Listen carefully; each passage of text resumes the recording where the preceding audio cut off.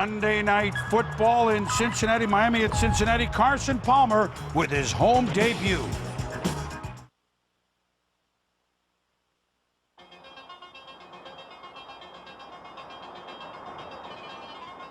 In 1969, the Cincinnati Bengals chose a player by the name of Greg Cook, 5th overall in the NFL draft. Argued to be one of the best quarterbacks of his generation, Cook suffered a shoulder injury during his rookie campaign. His career ended 4 years later. In 1979, the Bengals selected another franchise quarterback, Jack Thompson.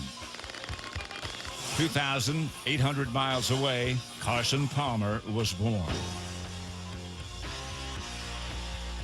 In 4 years, Thompson threw more interceptions than touchdowns. In 4 years, Carson learned how to throw. 1992, David Klingler is Cincinnati's first-round pick. 1994, Carson Palmer begins to emerge as a can't-miss prospect. 98, he wins a scholarship to USC and starts as a freshman. David Klingler is cut by the Green Bay Packers. The Bengals spend another top draft pick on a quarterback. Akili Smith never matures. But Carson does. And the winner is Carson Palmer. So what happens when two divergent paths meet? Dreams are born, expectations rise, and the fate of one rests solely with the other. Or does it?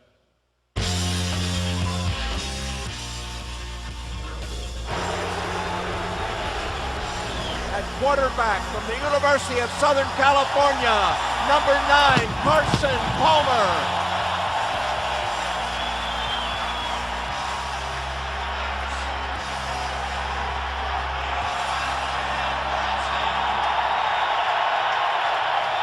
Brown Stadium is sold out, and the excitement in Cincinnati has been unmatched in recent years. Pat Summerall here with Joe Theismann and Paul McGuire. And have you ever seen a send-off or a welcome like Carson Palmer just got, Joe? I really haven't, Pat, and it's been a long time coming. This is his first home game. He had to wait an entire year for his opportunity to play. And you wondered, was the accuracy there? Was all this athletic talent they talked about there? Was his footwork there? Did he throw the ball as hard as everyone said he did? I was at practice Friday night, folks, and I want to tell you, he is everything that is billed. This guy, as Chad Johnson, his all-pro wide receiver, puts it, is the real deal. But to really get a feel for this young man, all you need to do is listen to what Marvin Lewis, his head coach, has to say about him. And it's real simple. This is a kid that on the first snap of his first game last week against the Jets and the last snap, he kept his poise and he kept his head. That's the kind of football player they got. Well, his ballyhoo is certainly unmatched, but Paul, he's got to face the Miami defense. How about them? Yeah, Pat, there are 7 Pro Bowlers on defense for the Miami Dolphins, and it starts with Junior Seau. He's been to the Pro Bowl 12 times. You never know where he's going to line up. You never know where he's going to come from. On the defensive line, Jason Taylor, probably one of the best pass rushers in the National Football League. But the man that makes this whole thing work is Zach Thomas, the middle linebacker. This guy gets it all done. If he isn't making a tackle, he'll be around the ball. And he told us yesterday, if there's a weakness in the Cincinnati Bengal offense, it's in the middle of their offensive line. So Carson Palmer, keep your chin strap buckled all night. They're coming. When we come back, Susie Colbert on the state of the Dolphins.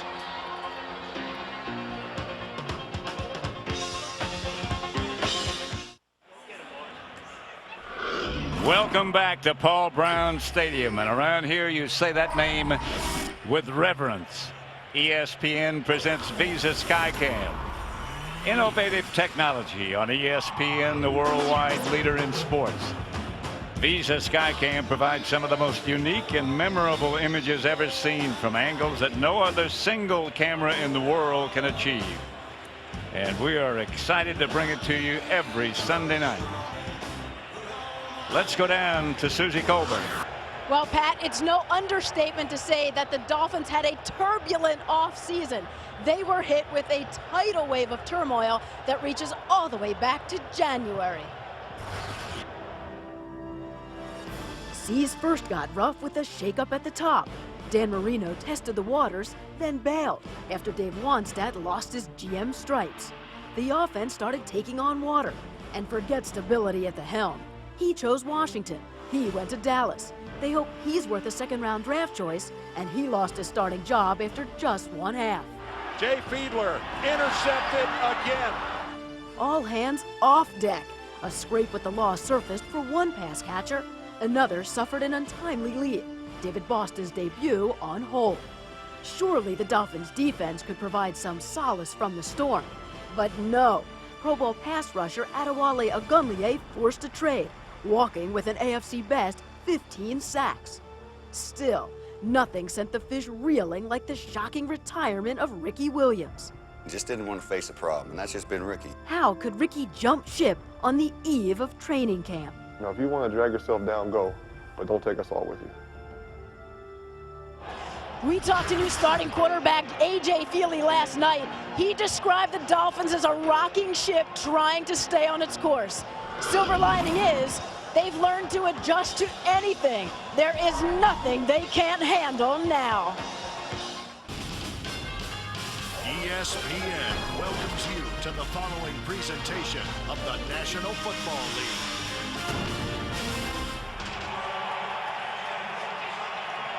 Back in Cincinnati, and the Bengals won the toss. So they'll take the ball first. And you haven't seen excitement like there is here in Cincinnati for a long, long time. They haven't had a night game here in Cincinnati, No. I think, since '97. So these people are they enjoy being up. And it's sold out.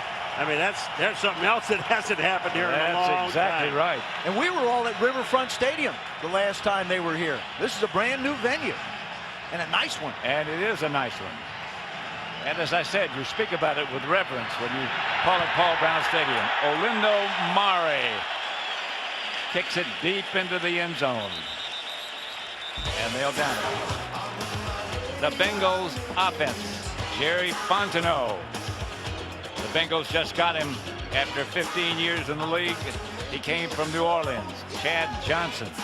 Unique in his preparation. He sleeps in the clubhouse, but he's very effective.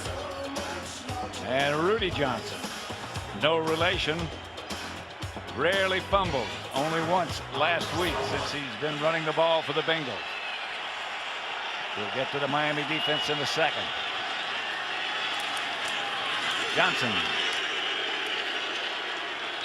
Rudy for a yard. Rudy Johnson is a guy who took over, really sent Corey Dillon packing to New England. Had a sensational year last year. Been a real solid football player for him. As you mentioned, Pat, doesn't put the ball on the ground, and that's something that Marvin Lewis appreciates, especially as a defensive-minded coach. That was Marvin Lewis, at whom you looked just a moment ago. Palmer back for his first throw. Complete. To Rudy Johnson, stopped by Zach Thomas.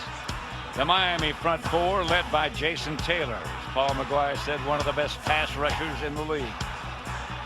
The linebackers led by the leader of the defense, Zach Thomas. Nobody plays the game with more intensity. In the secondary, Sam Madison, one of their two regular cornerbacks. Both of them not there tonight, but Sam is. And man on man, they're none better. Kenny Watson. Chad Johnson, Peter Warwick. Palmer blitz. And the pressure from the outside takes Carson Palmer down. Antoine Edwards. Well, I tell you, if you're going to start with a blitz, you might as well start with a corner blitz or a safety blitz. And then when they come off this left side, there's just nobody to account for him. And Antoine Edwards makes the play. And I think this is a reflection of what happens when you have a brand new center. Jerry Fontenot's only been here 2 days. Normally, centers will make calls to slide lines to help pick up blitzes. Kyle Larson back to punt it. Lamont Brightful. The Dolphin offense. Wade Smith, the only veteran returning.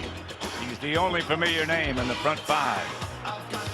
Randy McMichael led the team in receptions last week an excellent tight end. New quarterback is A.J. Feely. Limited starts, limited experience. He came from Philadelphia, but everybody says he is very accurate. What a nice place to get the ball for the first time on your own 45-yard line. In front of a very hostile crowd, a lot of noise, and something happened to the snap count. It never went.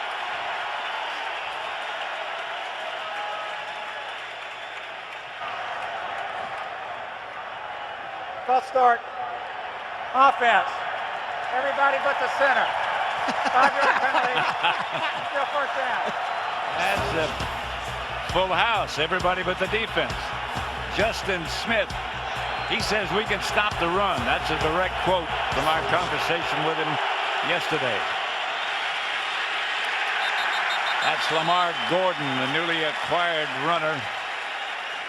The rest of the Bengal defense.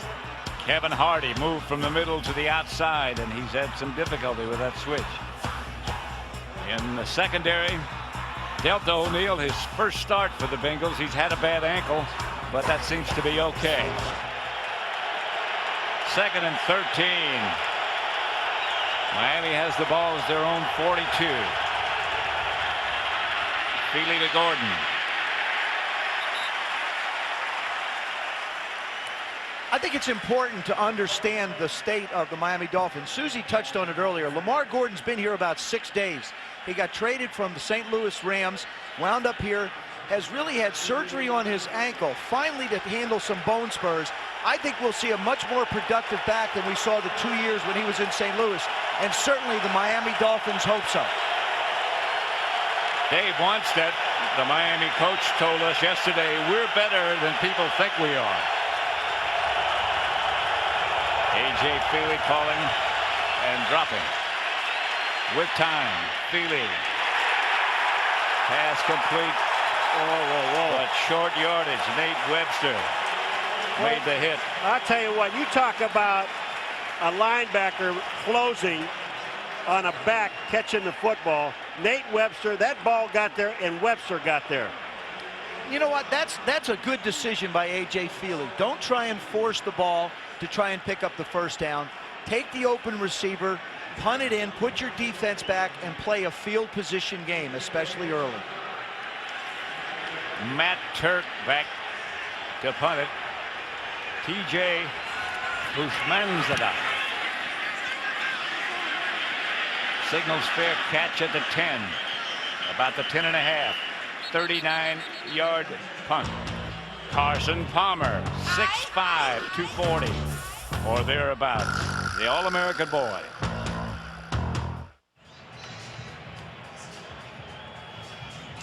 Carson Palmer and the Bengal offense back on the field. 11:05 left in the first quarter. Last week against the Jets in a losing cause, Palmer was effective. 18 out of 27, 2 touchdowns, 248 yards, 1 interception.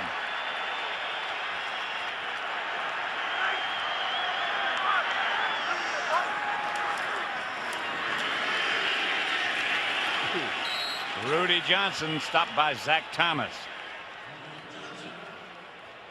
Down to Susie Colbert. Well, Carson doesn't like this, but he broke new ground last year. First time in NFL history, a quarterback taken with the first overall pick in the NFL draft didn't play a single down as a rookie. From Bradshaw and Elway, Manning and Vick, even this year Eli Manning, they all took snaps. Carson said it was a long, boring year, but he did learn a lot. So basically, he's still a rookie. In the pocket, good time. Chased and finally gets rid of it. Now that doesn't seem like a very smart or very big play, but it really was. There's a quarterback that's backed up. He's scrambling around. Nobody's open. He doesn't try and force the ball. Coaches are delighted when quarterbacks just throw the ball away. That's a big key for them. What I don't like is that the receivers are going downfield, and this guy's running for his life in the end zone. Nobody came back to him. Dario Romero was the man in pursuit. Excuse me. An injured Dolphin player down on the field. And we'll be back in a moment.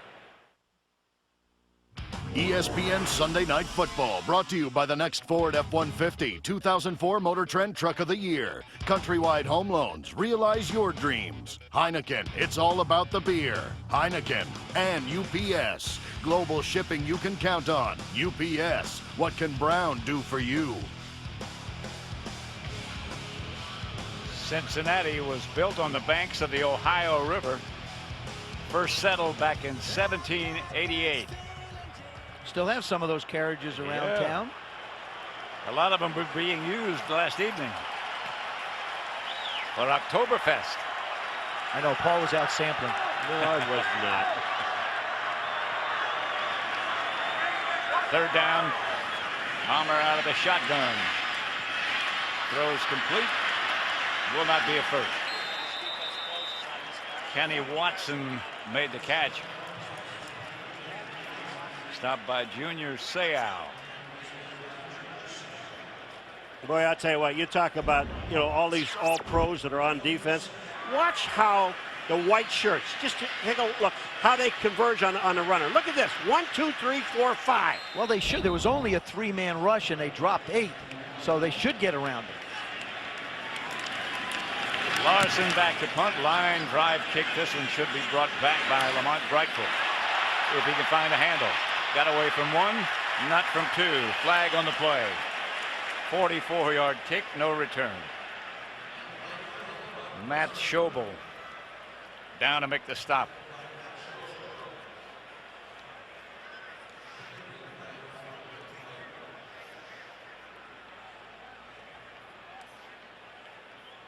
Two of the Miami linebackers, Junior Seau. Flag coming. During the return, illegal block in the back. Number 35, return team. 10-yard penalty, first down. James Lynch. Let's go down to Susie Colbert with some information on A.J. Feely. Well, Pat, the numbers associated with A.J. that most concern Dolphin fans, 13 starts since high school. In college at Oregon, sandwiched between high-profile quarterbacks Akili Smith and Joey Harrington. His starting stint in '99 spectacular until he got hurt. In the NFL, he sat behind Donovan McNabb and Coy Detmer in Philadelphia. When they both got hurt, he went 4-1. He always seems to take advantage of his situation. His pass complete. A.J. Feely is a quarterback, and when I talked to Chris Forrester, their offensive coordinator, he basically said that the thing that you like about him is he gets the ball out of his hands quick, he makes quick decisions, and there's a sense of energy and excitement out there when he's on the field. So I asked him, I said, what about Jay Fiedler? He just said, A.J. gets the ball out just a bit quicker. Gordon made the reception. Jay just ran with the ball. Jay Fiedler, on the other hand, had a horrible performance last week through 2 interceptions. The score was only 7-0 at halftime when he was benched. But Dave Wannstedt said he didn't like the way things were going. He felt like A.J. Feely was going to give him the best chance of winning that game. And I personally think that this is A.J. Feely's job from tonight forward unless he gets hurt. And that's the only way I think he doesn't continue to start for the Dolphins.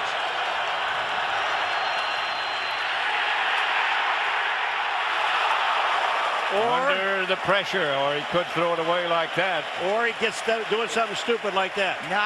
Even if he does something stupid like that, I think he fights through it. But what a great play by Randy McMichael. Watch what he does. Play action fake, okay, pressure, hangs the ball. Watch what Randy McMichael does. He tries to tip the ball away. This is an excellent job of defense by the tight end. Brian Simmons was the man who put the heat on Feely. And Matt Turk is back to punt again. Hushmanzada lets it bounce, and the Dolphins are down to down it. 46-yard punt. No score, neither team able to manufacture anything. All 3 and out. And we welcome you back to Paul Brown Stadium tonight here in Cincinnati, as teams did throughout the country today, honoring Pat Tillman, who died in combat in Afghanistan this past April. The former Cardinals safety walked away from a pro football career to enlist in the Army. The Cardinals have retired his jersey, number 40, which is represented with a decal on every helmet throughout the league this week. It's a reminder of who the true heroes are and of all those who have lost their lives serving in Operation Enduring Freedom. You know what I mean, none of us can imagine what it took to do what he did. And none of us can imagine what the men and women overseas are doing for us here, and we appreciate it.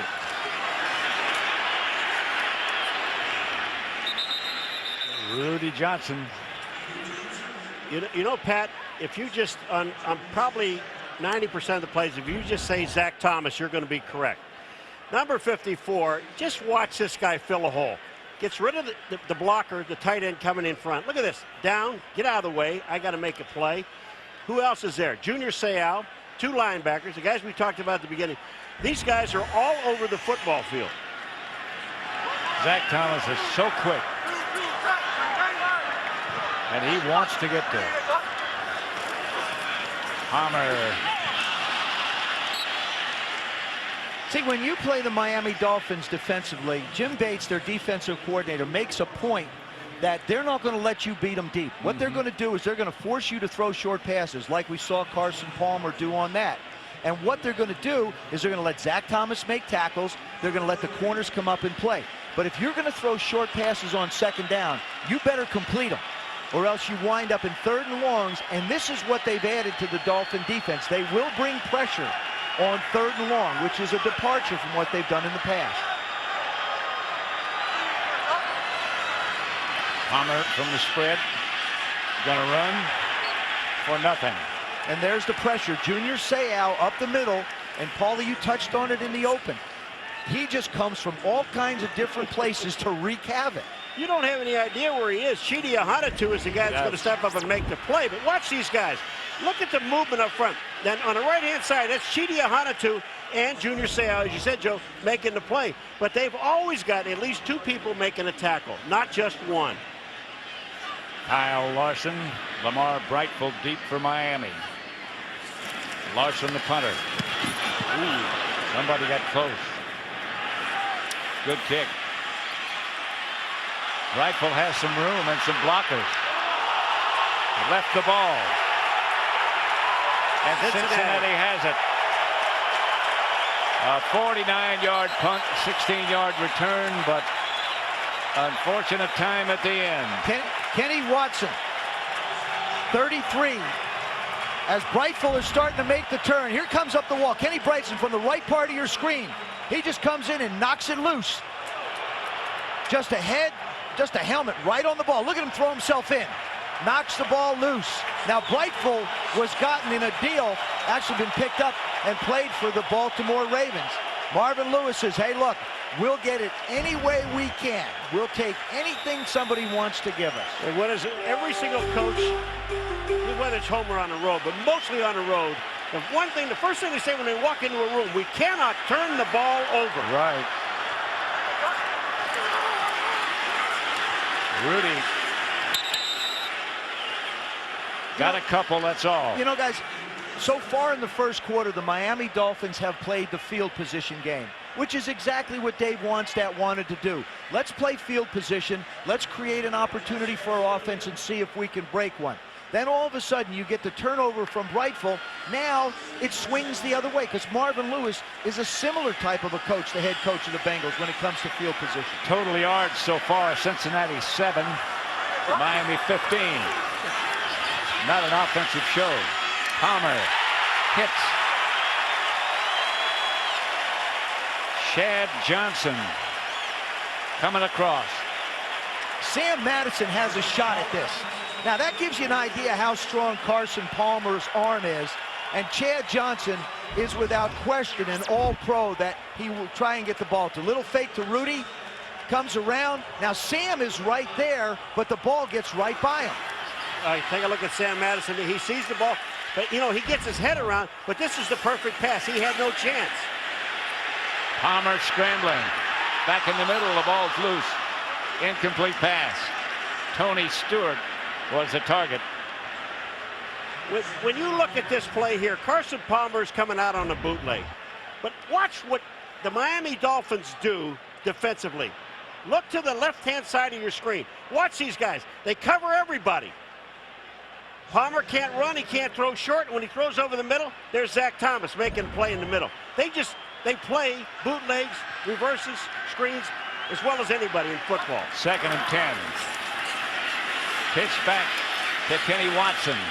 Nothing doing. Here's the same thing I was just talking about. We just saw it on the other side. So what they try to do, they try to toss and get the back to the outside. Well, when you do that, you've got guys on the outside. Jason Taylor, he's standing out there. These guys don't, they play their position. Right at your screen this time. Look at Jason Taylor outside. He's going to make the play. Runs it right back into Beautiful Junior. Defense. Junior it's Seau. Beautiful defense. That's why there's 9 of them or 7 of them are Pro Bowlers. 3rd and just under 10.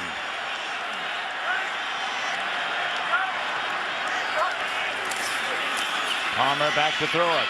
They picked up the blitz pretty well. Pass complete. Out of bounds, short of the first down. Chad Johnson. We're at Paul Brown Stadium in Cincinnati. Sold out. Packed house. No score as yet.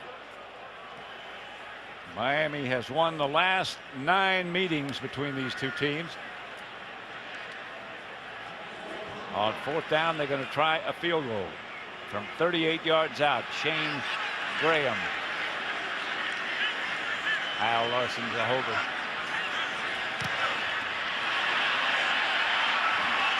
Graham, nothing doing.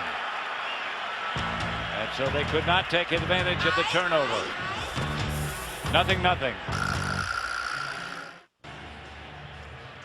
Back at Paul Brown Stadium, nothing score. The Dolphins, Bengals. Cincinnati had a chance, missed a field goal from 35 yards out. Marvin Lewis, the coach of the Bengals, 2nd season.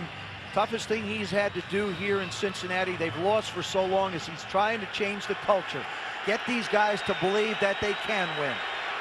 We have him wired, by the way, so we'll be able to listen to some of his instructions as time passes. Lamar Gordon. In fact, let's listen in to Marvin Lewis. All right, they're going to get edges and they're going to run.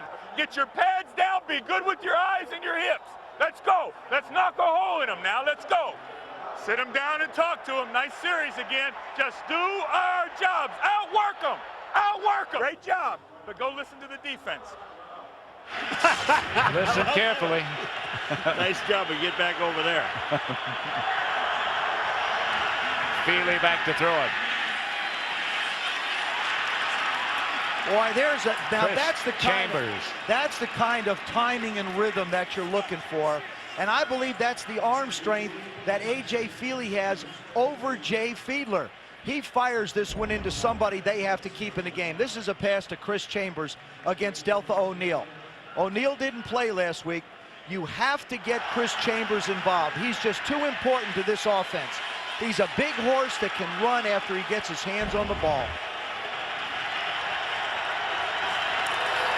Feely back to throw it again. Blitz coming. Oh, almost an interception by Kevin Hardy. Great position he had, and the ball was right there. Well, the one thing you've got to understand, first of all, you got A.J. Feely back there. There's only one starter back from last year in this offensive line. Now, Feely gets nailed, but this ball hits Kevin Hardy right in the mouth. Surprised him. Well, yeah, and he wasn't expecting to throw it there. But there's so much change. This backfield is an entirely different backfield that started last week's game in the opener against Tennessee.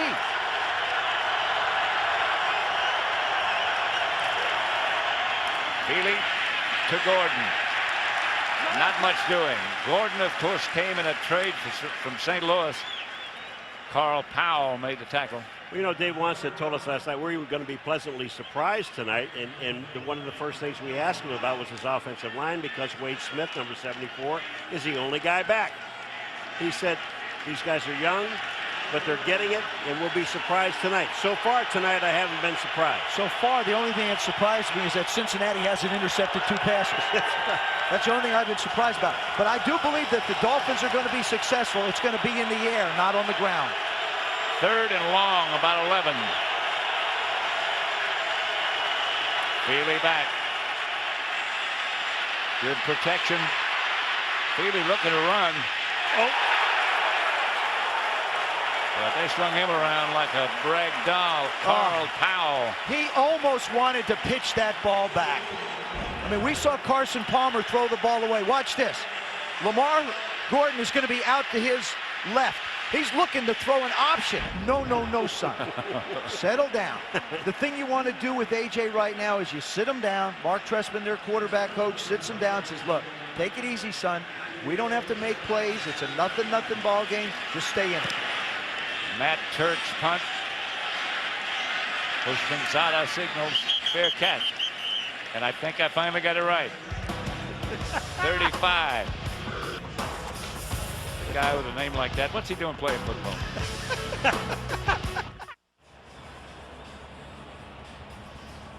3 major bridges connect Cincinnati, Ohio to the state of Kentucky.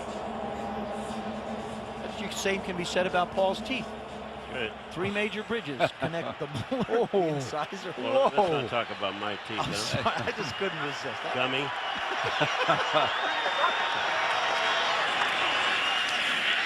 Palmer hits Peter Warwick.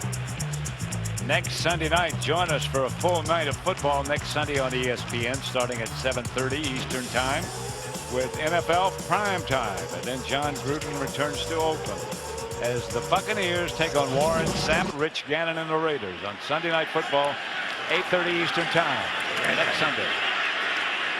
Who will be the quarterback of the Tampa Bay Buccaneers? Will it be Brad Johnson, or will it be Chris Sims, who played most of the actually the entire second half today in a ball game against Seattle? Well, I'm looking at this ball game, and what I'm thinking right here, we're going to the end of the first quarter. Which defense scores first? It's either defense or 3 points in this game is going to be huge. Whoever gets on the board first, it's going to be big. 3rd and 1.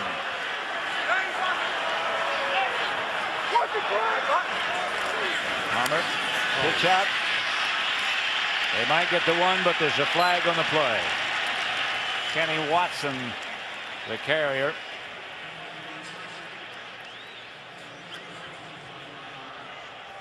Holding, number 71, offense. Willie Anderson, After this is to the goal. who had a penalty last week, the first one in a couple of years. Now he's got another one. Well, first of all, I don't like the play.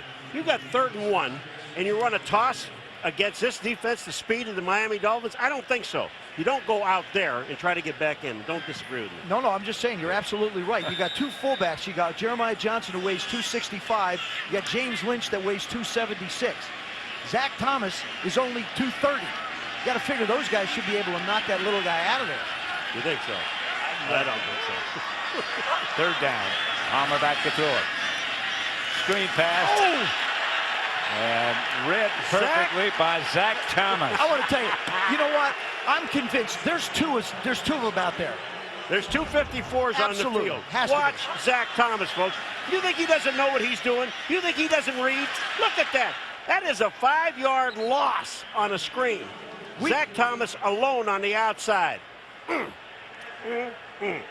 That's the end of the first quarter with the score. The Dolphins nothing, the Bengals nothing. And that's really nothing.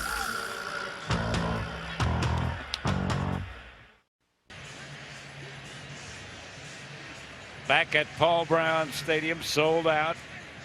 Enthusiasm among the fans in Cincinnati that hasn't been around for a long time.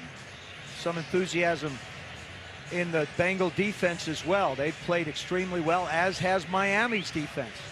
Now Miami's defense has got the Bengals backed up. Marvin's team's going to have to punt, and the field position advantage swings back to Zach Thomas's Miami Dolphins. You know, I'll tell you, we always talk about Ray Lewis as the middle linebacker spot, Joe, and you and I, when we were off camera talking about Zach. The work ethic of this guy, the film study, as smart as he is, but I'll tell you, his quickness is unbelievable. You really don't know how fast he is until you watch him play. Kyle Larson back to punt. Lamont Brightfold back for the Dolphins.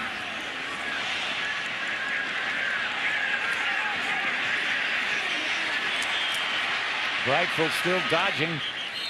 Got it to midfield. Let's go down to Susie Colbert. Well, guys, you can't overstate how much the Dolphins offense misses Ricky Williams' production. He was really the only thing they could count on. In his first season, he won the rushing title. He touched the ball on 46% of their offensive plays. And since 2002, he rushed for 3,225 yards on the largest carry total in 2 consecutive seasons in NFL history. 775 carries. That's 80% of the team's carries. If you take all the emotion out of it, it still hurts. Lamar Gordon. The pass is incomplete, almost intercepted. Knocked down by Delta O'Neal. I think the Miami Dolphins are trying to recover from the hangover. Dave Wannstedt certainly is, of trying to figure out how to balance their attack. Under and with Ricky Williams, they ran the ball 65.5% of the time. They're going to have to throw the football more to be successful. But in truth, with the changes in their offensive line, I think they would have had to have thrown the ball a little bit more. The thing that the Dolphins have to understand is Ricky's gone. You don't need him. Don't worry about it. Go win games without him.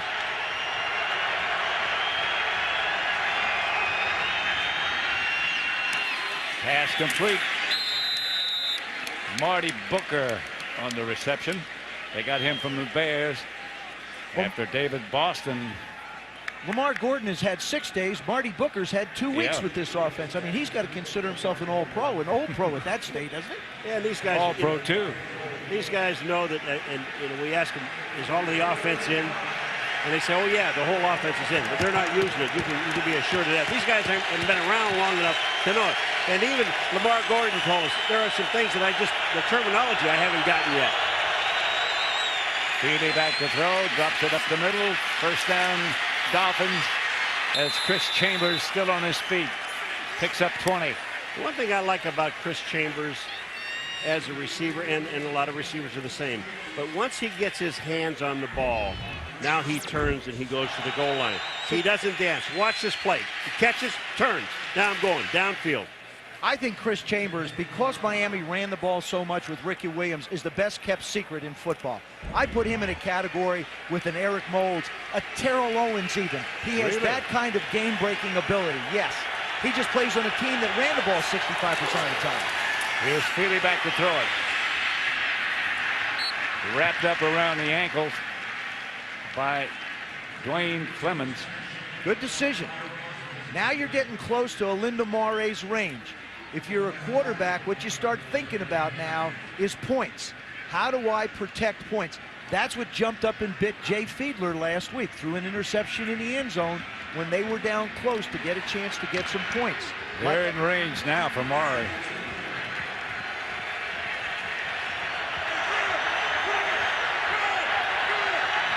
Two tight ends set up for the Dolphins this time. Feely with nobody blocking for him. A blitzer came on the outside. Justin Smith. And nobody picked him up. That's just confusion. Justin Smith, Joe, I tell you, look at him. He looks like, wait a minute, there's nobody blocking me. Oh, okay. Why don't I just go on to the quarterback? He hesitated for a second because he saw the tight end coming out. I think he was looking for maybe a guard or somebody to come out and get him. Wade Smith went down, and all of a sudden he's going, this is sort of neat. I got a free runner at the quarterback. 3rd and 10.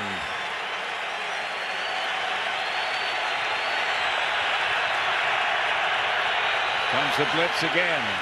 The handoff is to Gordon, and there's nothing there.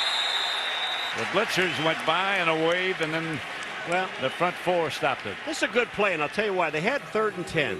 If, like you said, the blitzers went by, if he breaks that one tackle, he's in the end zone. But the most important thing is he didn't do anything stupid to take him out of field goal range. It was also a good play by the defense, figuring, okay, it'll be blitzes work against runs just as well as they do against passes. Matt Turk is holding Olindo Maury from 43 yards out, plenty of distance. and good. And the Dolphins break on top. Not much doing offensively, but the Dolphins have a 3-0 lead.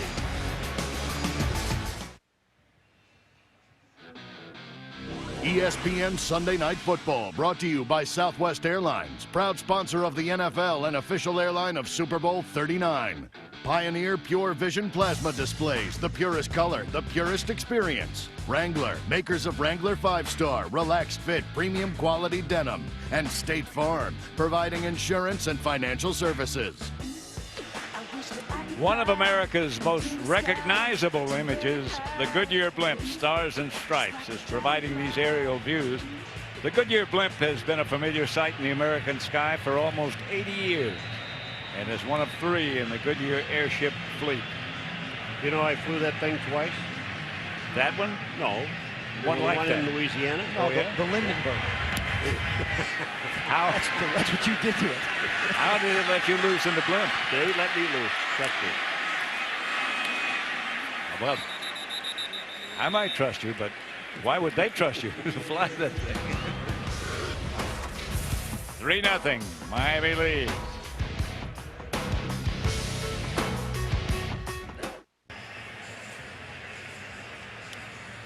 Back at Paul Brown Stadium, the Dolphins 3, the Bengals 0. Legendary Paul Brown. You played against him, teams he's Yes, coached, right, I Pat? did, yeah. So many disciples of his went on to become coaches, both in college and the NFL. Palmer gets it out to Peter Warwick. Chad Johnson is as important to the Cincinnati Bengals as anybody in football to this team. Look at the job Sam Madison does. Miami realizes how valuable he is to that offense. They put their best corner on him. He's all over the place. Look at how he has to work just to get reception. Sam Madison is all over him. Now all of a sudden he's got Antoine Edwards chasing him around all over the place. Every reception Chad Johnson gets tonight, he's going to have to work for. Rudy Johnson. You know, this Finally a 13-yard burst. Excuse me, Paul. No, this is a play, Pat, where they fake the reverse coming around and then they give it to Rudy up the middle. Watch this. This is kind of a neat play. What they did is they blocked everybody. What they allowed the Miami Dolphins to do is when they went to their right, they just rode them out. There was no specific place to take the defensive linemen and linebackers. Wherever they went, you just take them.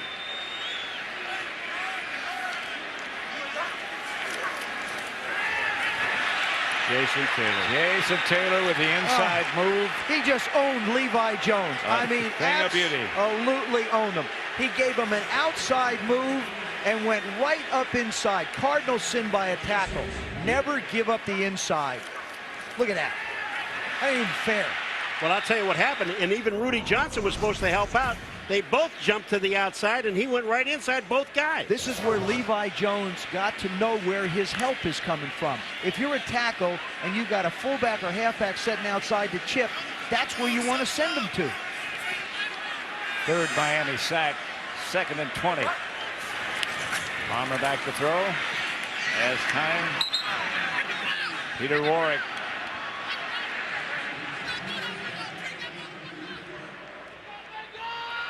Incomplete, it's called. Peter Warwick, career high 79 receptions, had knee surgery at the end of the season. Been a big guy, was a big guy for him last year in the red zone. Had 7 touchdowns. 4 of them came inside the 16-yard line. And if you're Carson Palmer, you want to go talk to people on the sidelines and the coach, because 3rd and 20, you don't have it on that wristband. No. 3rd and 20, there aren't many recommendations. Our cherished Sunday Stud Award. Who had the best day in the NFL today? Aaron Brooks of the New Orleans Saints, Deshaun Foster of Carolina, Thomas Jones of the Bears and the Packer upset, Peyton Manning of Indianapolis, or Michael Vick in Atlanta.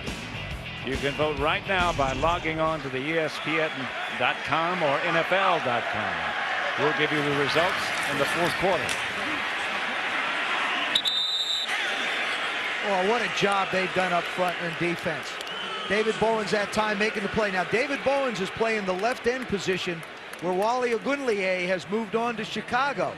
So you've got to get production out of that end position because you lost 15 sacks, moved on out. So the guy's making plays for you. Kyle Larson back to punt again. And Lamont Brightful, the 160-pounder, back deep for the Dolphins. Brightful bobbles it. Looks like Cincinnati got it. Not sure. The Dolphins came up with it. Whoa, that's a quick call. Oh, yeah. At the bottom of that scrum. If two guys have the ball, the offensive guy gets it. Tie goes to the offense, right? That's right. Whoever made that rule? Some guy Paul? that played offense. Paul did. When I've always heard that, but I never saw it written. Well, here it is now. It's not written, but this is it. Dave Wanstead's team got a real break on that one. It's twice now that Brightful has coughed Now the ball up. Once he's hit, look at this. He's not even looking at the ball. They brought him in to be their kick returner, and I'm gonna go out on a limb right here. The Miami Dolphins next week will have somebody else coming in to try and return kicks for him. I don't think we'll see him back there and I again want to tell tonight. you something. That ball wound up in the Cincinnati Bengals' hands. He did not have the ball. Tie goes to the offense. Who's the offense? Well, they kicked it away, so Miami was the offense. Okay. Your first job is to catch the football as a punt return. Everything else is gravy after that. part. Feely gets to Gordon. Gordon maybe got a yard. Nate Webster out to meet him and knock him backwards. Let's go down again to Susie Colbert. Well, guys, the star in tonight's game is the Dolphins defense led by Zach Thomas. He told us it's the first time since his rookie year that there are no expectations for this team, and that's just fine. He said no pressure, let loose, take chances, which fits the somewhat altered defensive philosophy, which is less predictable. Carson Palmer said he wasn't sure who to look at on this Dolphin D. It's number 54, Zach Thomas. Gordon again searching for a hole and not finding it. You know, Zach Thomas is having a great night. And last week he had 19 tackles. 19. And 4 tonight, 1 pass defended. But I guarantee he was on more than just 4 plays. If Cincinnati would get some first downs, he might be able to get more tackles. I mean, Cincinnati's not been able to get a first down with their offense. Well, how about this team? 3rd and 9. They got a few.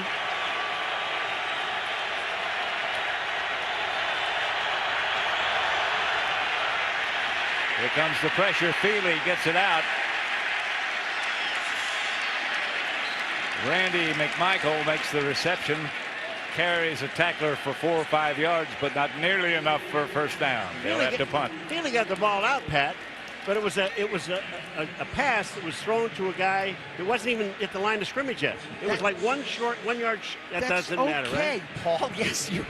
Do I have to keep beating you in the head with this? No. It's okay. If there's not open down there, don't force it. I'll make you a quarterback yet. No, you're not. Working on it. That's the day I got to be there for. Off the side of the foot of Matt Turk and out of bounds. 30-yard punt. It remains 3-0 with 8:12 left before halftime. The Bengal Tiger was chosen as the team's mascot way back in 1937. Graceful. Cat-like. Reminds me a lot of me when I was young. If you look at the way this game's going tonight, very defensive. Right.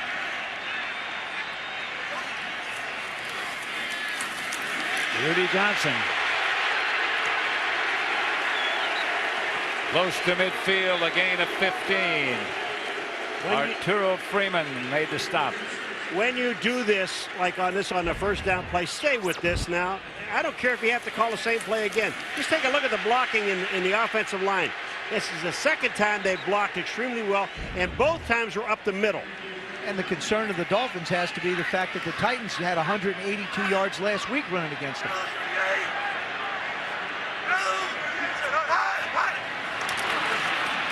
No flag.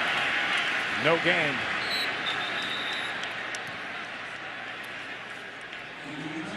For more on Rudy Johnson, let's go down to Susie. Pat, the story of his career has been about proving himself time and time again. He had to beat out 1,000 other guys just to make his junior college team. Then he got a great opportunity at Auburn. Spent a couple of years on the Bengals bench before he finally got his opportunity. He said, that was tough, but, you know, through it all, he's had fun proving himself, he says, as part of the journey. The fact that they wouldn't commit to him more than 1 year, he says, well, we'll just have to see, but he wants to be a Bengal for life. He gets another carry. This was Kenny Watson, I'm sorry. Not Rudy. They allowed Corey Dillon to go on and really, I think, upgrade the New England Patriot offense. They've given them explosiveness that they didn't have with Antoine Smith. And now with Kevin Falk out for a little while, he's carrying the load up there. Rudy Johnson is the guy here. But they went out with their #1 pick, and they drafted Chris Perry, the young rookie out of Michigan, because they're not quite sure what's going to happen with Rudy Johnson. 3rd and 6. Cincinnati 0 for 6 on 3rd down. Ball batted in the air. Flag on the play. Antoine Edwards.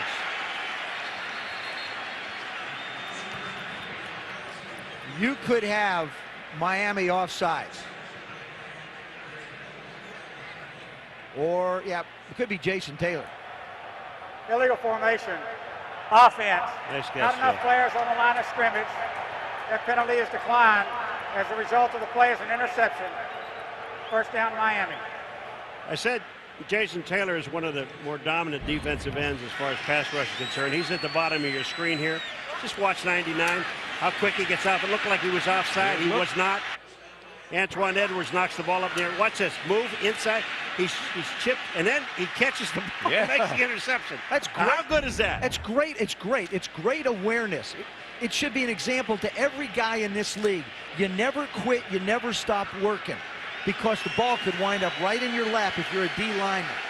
Well, Cincinnati 0 for 7 on 3rd down. Miami with the ball. A.J. Feely drops. Throws to McMichael. McMichael inside the 20 to about the 15 before he's taken down by Torrey James. A pickup of 37 yards. Isn't that amazing? Cincinnati on their first play, they run up the middle, Joe. They run the ball up the middle, okay? Now Miami comes out on their first play, they throw up the middle. Well, they realize, I mean, Lamar Gordon's only been there a short period of time. Their best athletes on this football team that have any idea what's going on are in the wide receiver and tight end position. Chris Chambers, Randy McMichael have been there. Marty Booker, like I said, been there 2 weeks.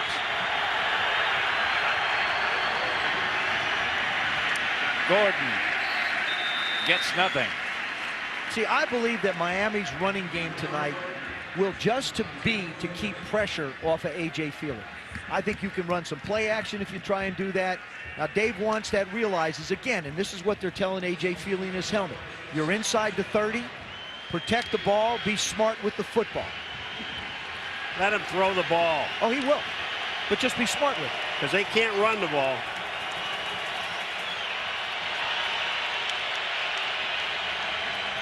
Justin Smith told us we can stop the run. We can play the run. Find number 84. 84 in motion. Feely looks the other way. Flag on the play as the ball is batted backwards. And the penalty is going to be against Miami. Interesting, though. Do you take the penalty or do you leave it 3rd down and 11? 3rd and 11. 3rd and 11. Refuse the penalty. 3rd and 12. Refuse it. Do Illegal you? motion. Number 84. Offense. The penalty is declined. 3rd down. You know what? Way to go, Coach Paul. There were times I thought about becoming a coach. It was almost a minute once. How long did you think? Well, about a minute. About a minute? About a minute. Did anybody offer you a coaching job? Absolutely not. But I figured we raised 3 daughters, and I wasn't about to raise 53 more children. Well, the player limit when they offered you the job was about 33. So it wasn't as big a challenge. Oh, no. Feely. And the pass is picked off, I believe, by Cincinnati. Oh, no. And a flag on the play. Now Justin Smith is going to get a 15-yard unsportsmanlike conduct penalty on A.J. Feely. Number 90, Justin Smith, after the interception, hit the quarterback, and now they're jawing. Or was it taunting the quarterback? I think can't taunt. I saw A.J. Feely on the ground. They all took place after the pass was picked off. After the interception, personal foul, number 90 on the defense. Hitting a quarterback who is not pursuing a play following an interception. That'll be a 15-yard penalty. It will still be Cincinnati's ball, first down. Torrey James made the interception. Watch to the left part of your screen. A.J. Feely sets, tries to fire it in. He actually throws it behind Marty Booker. Goes off the back shoulder. This ball out in front, he's got a chance. The ball's behind him, bounces up. Everybody's fighting for it. Williams is fighting for it. Torrey James is on the ground. And there's Justin. I'll tell you, the defensive people have to understand, if you're going to hit a quarterback, you're going to get a penalty. And you can sit and talk till you're blue in the face to every coach on the sideline. It doesn't matter. Well, what he thought, you know what he was thinking? We got a turnover. I'm blocking the quarterback. That's my man. Big threat.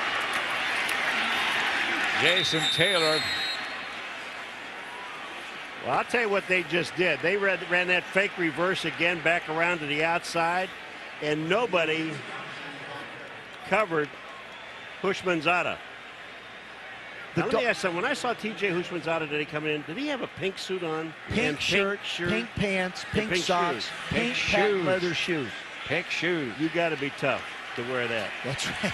And a ponytail clip.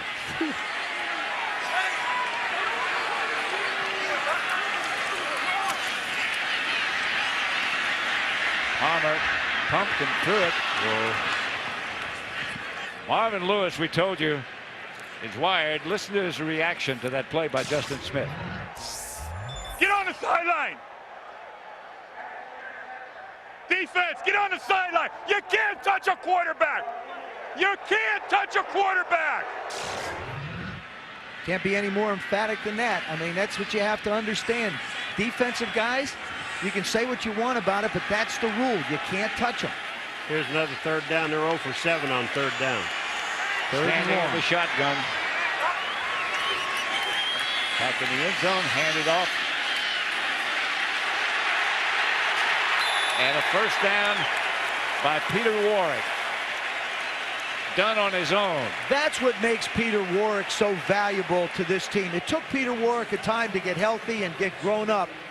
And this is a huge play for them. Watch this, just pure individual effort. Breaks one tackle, breaks another tackle, now picks up the first down. Steinbach, number 65, blocks Zach Thomas. Watch this. I mean, he just catches him with a flipper. Oh. Zach was trying to make a move back to the outside on Warwick, and Steinbach just caught him with an elbow.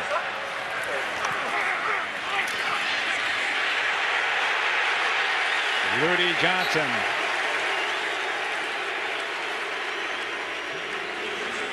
Now keep in mind that the Miami Dolphins have lost Tim Bowens one tackle and Larry Chester the other tackle. And it looks like that offensive line is really the strength. We have Jerry Fontenot in there, Eric Steinbeck, and Bobby Williams. The center and guards are doing a better job than the tackles of this Cincinnati offensive line so far. 15-yard pickup by Rudy Johnson.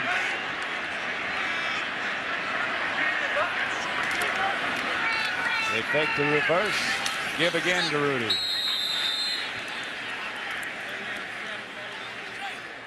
You know, I'm just going to tell you what they did. They're faking that reverse and they're running that play a lot. And that time, first of all, we saw Jason Taylor go to the reverse man. That time there, Sammy Knight, the strong safety, went to the reverse man. So they're always putting somebody out there.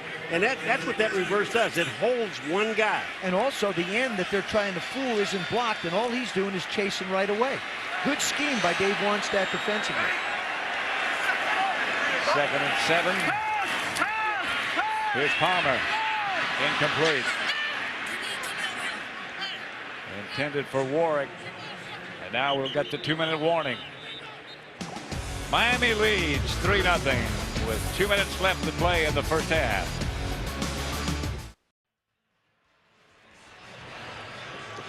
Back in Cincinnati at Paul Brown Stadium, 3-0 Miami leading Cincinnati. Quarterback comparisons tonight. Feely has thrown for 92 yards, Palmer for 51, 7 out of 14, 8 out of 15. Yep. And honestly, neither one has been very impressive. But the mistake that Feely made by throwing the interception when they were in the scoring area is what cost Jay Fiedler the job a week ago.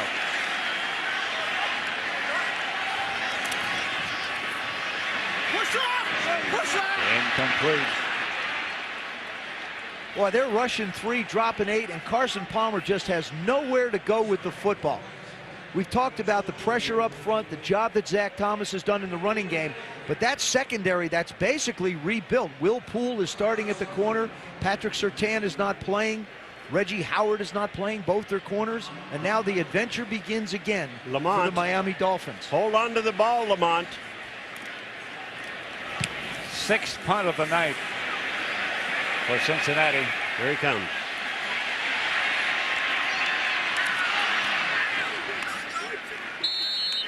Monday night countdown at 7:30 Eastern on ESPN is the best place to get ready for Monday Night Football.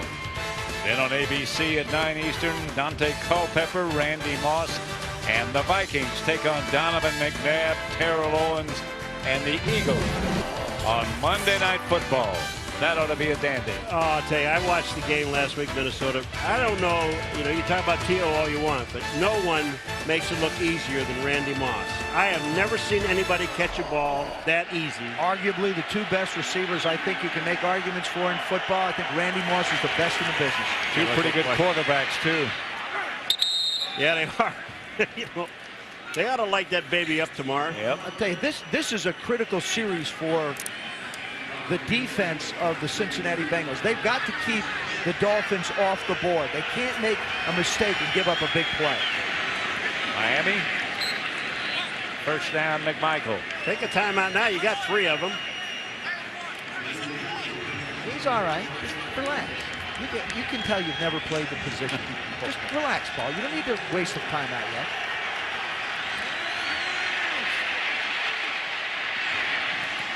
Incomplete. To be honest with you, I expect A.J. Feely to operate fairly well in a 2-minute drill. And the reason I say that is because it's more athletic ability than it is design of plays. It's limited plays. You run ins, you run outs, you run hooks with the tight ends. You can almost turn it into a sandlot type of game.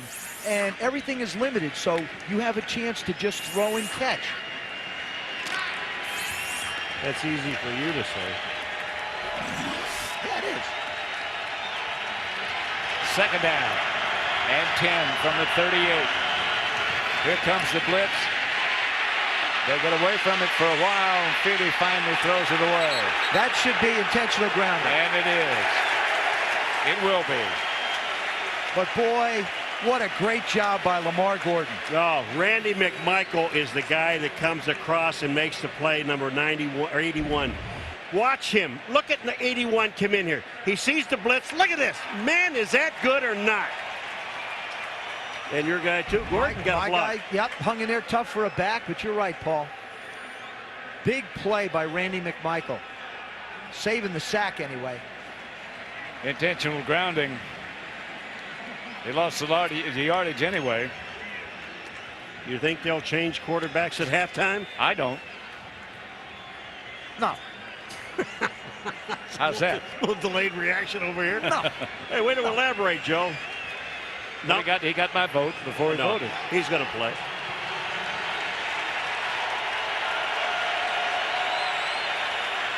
.53 seconds left before halftime. Miami leading 3-0. 3rd and 25 at the 23. And again, there are no plays on his arm for 3rd and 25. Just like that 3rd and 20 disappears. It's like up around your elbow. Nobody will look at you even. And Miami has elected not to use a timeout. Therefore, please put 43 seconds on the game clock. 43 seconds on the game clock, please. We will wind on my signal. Wait a minute. If you call timeout, don't you have to take timeout? He didn't want it. That's good. You can change your mind. They want to let the time run out. So maybe they don't have to punt, but they're going to have to punt. Gordon. If I'm Cincinnati, I'd call it right now. Yeah, I would too. Justin Smith made the stop. They haven't called timeout. I don't understand it. Oh, now they have. Yeah. They just let 8 seconds run off the clock.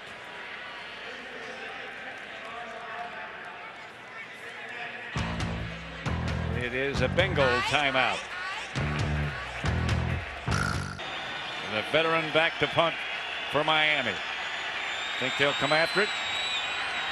Yep. Good kick by Turk. Faircat signal. 46-yard punt. And here comes Carson Palmer. If I'm Bob Britkowski, the offensive coordinator of the Cincinnati Bengals, I do not put Carson Palmer in a position to put the ball in the air. He's played a sound first half. One ball was intercepted. It got tipped. You're in a 3-0 ball game. You go in, you regroup, and you don't make a big mistake here. I mean, the Dolphins are going to rush 3, maybe. If you're not going to let him throw, why'd you call the timeout? Maybe you get a kick return. Maybe you get a good kick return. Did you say a sound first half?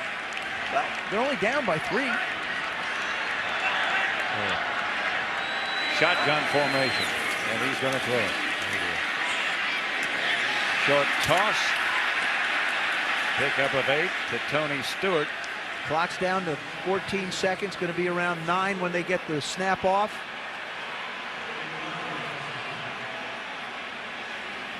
Shotgun again. So no spike.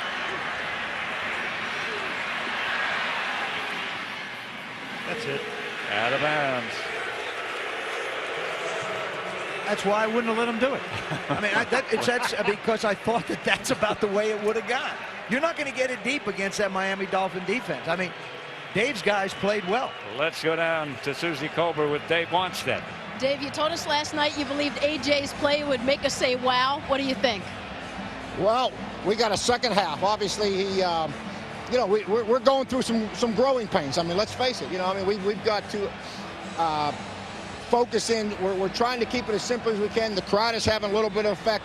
You know, the biggest thing we can't do is make negative plays and hurt ourselves more. You know, we don't have to go out there and make big plays. We just got to come out the second half, get our composure, and stay with the plan. And our defense got to continue playing, and we got to play field position. I mean, that's where we're at right now.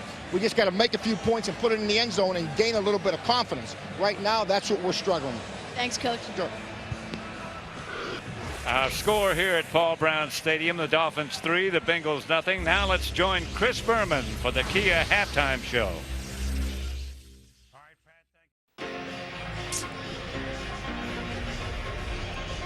We are back at Paul Brown Stadium in Cincinnati.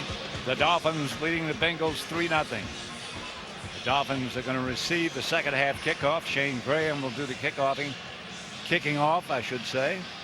And Lamont Brightful, who's been somewhat frightful in the first half, is back deep for the Dolphins. The adventure continues. He only weighs 160 pounds.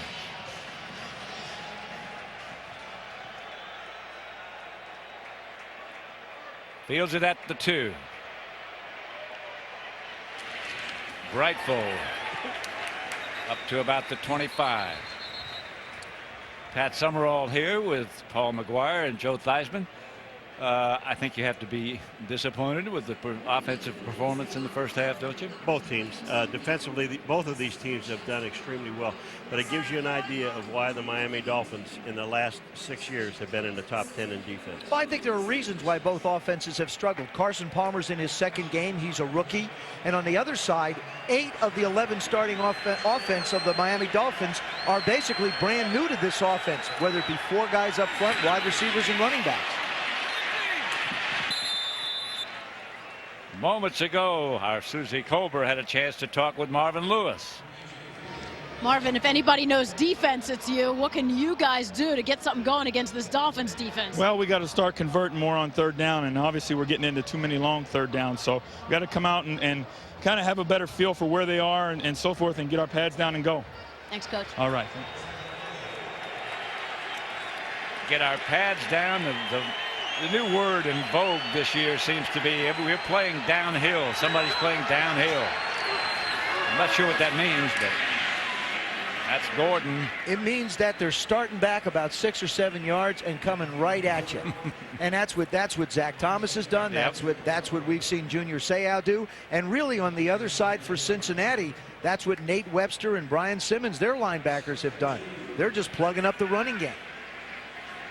Well, now we got Miami in the second half with 2 positive plays. A pass for a first down, and then they ran the ball for 8 yards, which is scary. That may be the longest game of the night.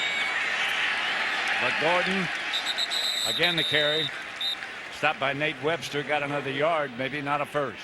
A lot of times coaches look at what happened last week with the Miami Dolphins against Tennessee. Tennessee ran for 182 yards. So Cincinnati figures, okay, we should be able to run.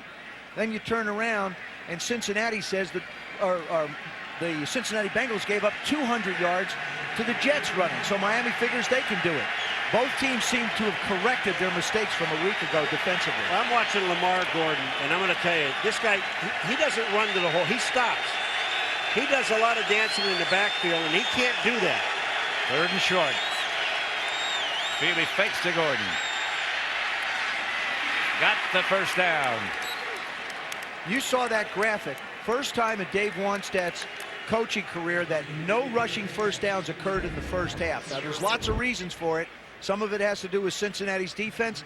Other facts is that I think your best players are your receivers. Your tight end, Randy McMichael. Your other wide receiver, Chris Chambers. That was McMichael that made that clutch catch.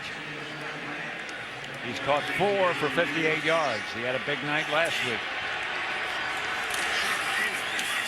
Here's Gordon. Flag on the play as Gordon scampers out of bounds at about the 35-yard line of Cincinnati. Well, you can bring that back. That's offensive holding in the line. Holding, number 85, offense. 10-yard penalty. Still first down. Again, the referee is Walt Anderson. You know, I don't think people appreciate how tough a job Dave Wanstadt has had. You lose David Boston, you bring him in as a receiver. You lose Ricky Williams. You have to bench Jay Fiedler, which means you lose 12 of 14 rushing touchdowns. You lose 1,300 yards in Ricky. You lose receptions. He's got 8 new guys on this offense. You know, he's playing this game the way you have to try and win a football game. Great defense, careful on offense. First and 20, Feely. Brian Simmons has the interception and a 50-yard touchdown. I think they call that going downhill. I think so. Oh, man. Brian Simmons just looked at his eyes, and A.J. Feely threw it right to him. Well, you know what? Take a look at it here. Look at it. He's trying to throw this little short guy, and the back doesn't go out. He stays in. Well, that's Chris Chambers. That's just inexperience of a quarterback and a wide receiver not working together.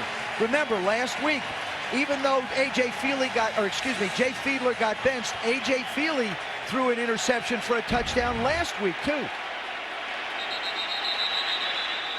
Jumping on the extra point, Shane Graham back to try it. Didn't they say in the first quarter it depends on which defense scores the touchdown? Yep, you sure did.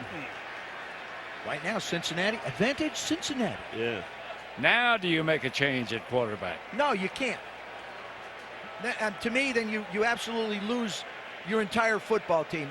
You've got to let A.J. fight through this thing because it wasn't necessarily his fault. He thought that Chambers was going to go outside. He went inside. Part of the inexperience that they have in this entire offense. I don't know. What do you think, Paul? I don't think you take, you know, he started with A.J. Feely. Neutral zone infraction, number 96, defense. By rule, Cincinnati has elected to enforce that penalty, 5 yards on the kickoff. We'll retry. So the ball will be kicked at the 35-yard line. Right. Now, Brian Simmons didn't play last week against the Jets. They had quite a few starters on defense out. Sure made up for it on that play.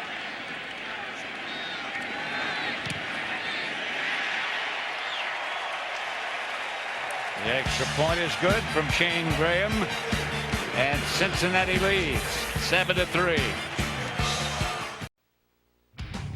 ESPN Sunday Night Football, brought to you by Southwest Airlines, proud sponsor of the NFL and official airline of Super Bowl 39. Mazda, always the soul of a sports car. Wachovia Securities, together we can achieve uncommon results. And CircuitCity.com. Log on today for your chance to win a plasma TV makeover. Cincinnati has a real blue-collar history. Meatpacking, printing, tool and die. They're the heart of the city's origin.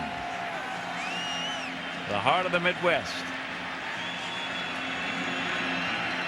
Happy at the moment at Paul Brown Stadium. Lamont Brightful back 5 yards deep in the end zone. They will not bring it out.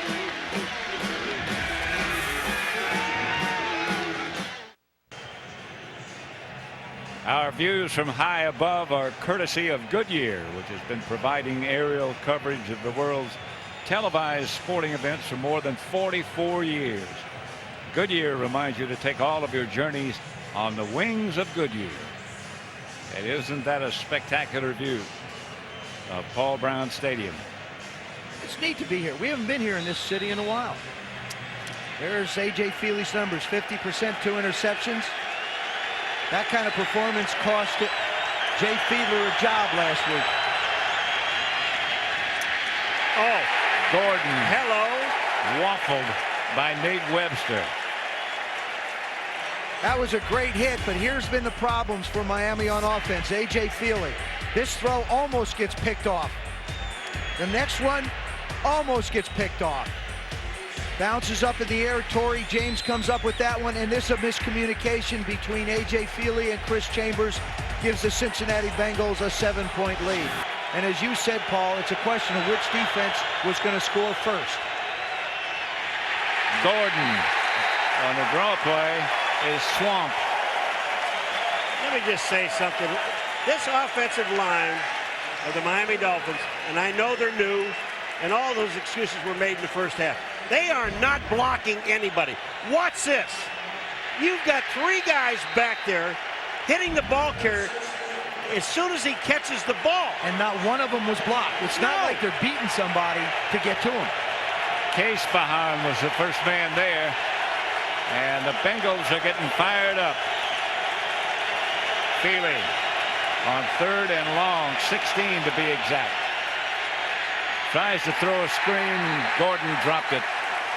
And it's a good thing he dropped it, because that would have been an 8-yard loss. It is loud in the jungle. You know, you can blame a lot of stuff on a quarterback, but I tell you what, when you don't have time to throw and you're trying to find 2nd and 3rd receivers and you don't have time to even find your first guy, you got some major problems, and the major problems are in this offensive line. Matt Turk gets off a dandy.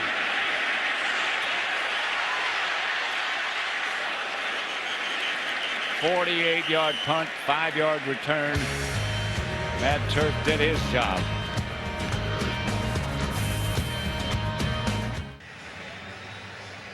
"7-3, Cincinnati over Miami."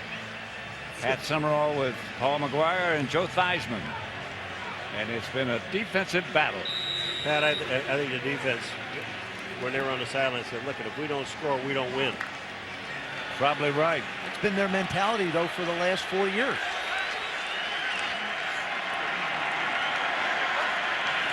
Marvin Lewis. We have wired. Palmer going deep. Almost intercepted by Antoine Edwards. Marvin Lewis trying to fire up his defense. Hey, nothing's changed. You win this half from this point on. Let's go. Nothing's changed. Not one thing's changed. You win the game from this point on. Well, if he's right, they will win the game. You know, he's the kind of guy you'd really love to play for. And these guys have really bought in to the philosophy that Marvin Lewis has brought here. Play hard all the time. Palmer. Pass is complete to Reggie Kelly. Let's again go down to Susie Colbert. Well, guys, there's only 15 players left on this Bengals squad that Marvin Lewis took over a couple of years ago. He has reshaped it in his image. The kind of player he wants is professional. He said when he got here, nobody wanted to, to really, at 2-14, everybody had an excuse for that. They couldn't find solutions. He wanted players that were willing to find solutions for why you're a struggling ball club. He said his guys now are hardworking, they're knee benders, and they get after it. Palmer throws again, incomplete. I'll tell you, someone stepped on Jason Taylor's foot. It's the only way he can stop him, step on his toe. Yeah, but it was afterwards. They stepped on his toe, and he's down. And that, that interception that Antoine Edwards almost had down there, I think that ball scared him. He was so wide open. I mean, we're watching two quarterbacks. I'm sorry. Struggle. Huh? I'm being polite. Struggle is the word. Cincinnati's had 10 drives, if you could call them that. And there have been 5 3-and-outs.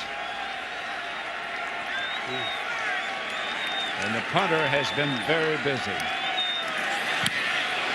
And we put the heat on. Lamont Breitfeld signals fair catch and makes it at about the 48-yard punt. Miami starts deep in their own territory, and that seems to have been the case recently. 9:39 left to play in the third in Cincinnati, with the Bengals leading 7-3. Miami ball at their own 8-yard line. Lamar Gordon is the lead back, and Gordon gets the carry, and he's going nowhere. Out to about the 10. Dwayne Clemens made the stop. Pat, this is the thing I'm talking about. It's either you're not sure, Lamar Gordon, of where to go. Watch this, he'll stop. And once you stop, you're already dead. They got you. You gotta have confidence that hole is going to be there, and you've got to get to it. And he's stopping on every single play because he's not sure where to go. Picked up 2, 2nd and 8. Feely gets it to Gordon, and he might have gotten to the line of scrimmage. And Brian Simmons again. Boy, he's all over. These linebackers, Brian Simmons, Nate Webster, and Kevin Hardy, have played really, really solid. And Kevin Hardy, when we had a chance to talk to him on Friday, said, we just can't talk about winning. We've got to go out and do it. And so far tonight, this defense is taking the bull by the horns. If you love defense, you're looking at a great defensive football game. It's like a one-hitter in baseball. 3rd down and 6. Feely back to throw. Chase. Oh, no. Nope, almost, but no.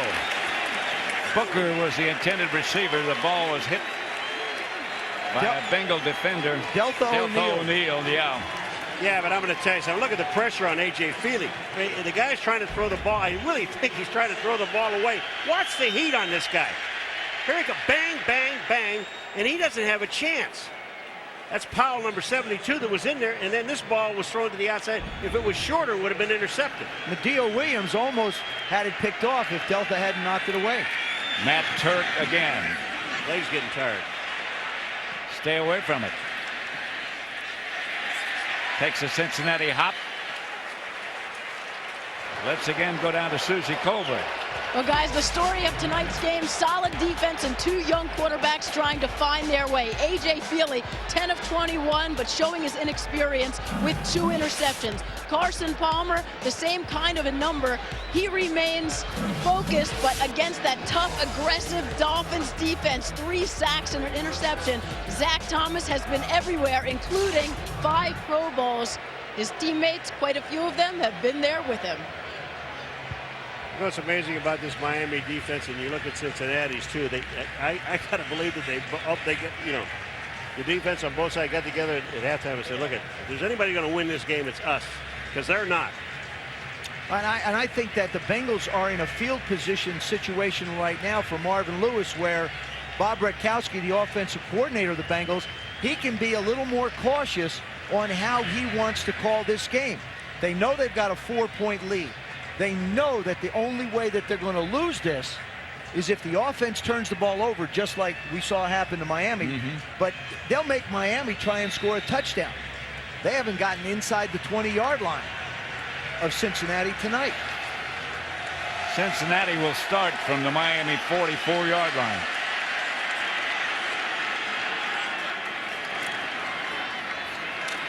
Rudy Johnson. Zach Thomas again. Well, you know, I'm telling you, you want to run up the middle against these guys, go ahead. You're going to ruin your back. Look at 54. Look at all these, like, bang. You know, how quick he gets to a hole, how fast he reads. And I think he's playing about a yard deeper than he's played before, and he's playing downhill all the time. There he is in the middle.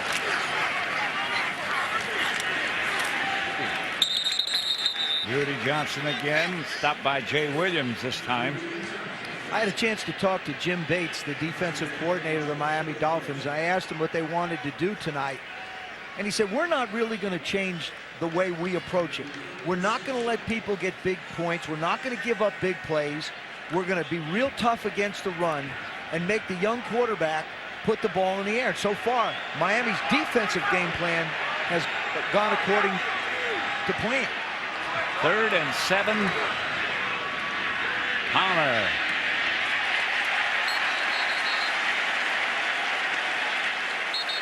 And we got a flag. Watson. A flag on the play, right. Watson made the reception. We got holding against Miami. This was a first down anyway. Yep. And from what we understand, Jason Taylor is in the locker room. Illegal hands. Hands to the face. Number 35, defense. That penalty is declined as a result of the play as a completed pass and a first down. Jimmy Wyrick is number 35. And they're down to 3 corners, and Jimmy Wyrick happens to be one. Here he is, number 35. He got his hands up in his face. You can't do that. And also, he pushed him when he got by. So but you can't do that. You can't do that either. On first down, the end around. They finally give it to the reverse man, and Zada. Close. Got it. Got it. Second time. And TJ picked up good yardage. TJ Hushmanzada has run what Cincinnati has done all night. They continue to run and run and run. They've given the ball to Rudy Johnson 10 times. And they picked the one time to pick up a key first down when they hand it off. Here's Rudy again. And for a couple. Word on Jason Taylor is that he's in the locker room. His foot got stepped on, as you pointed out a moment ago. And I guess they're x-raying it at the moment. And I don't think that was coincidental that they came around that side of the defense where Jason Taylor plays.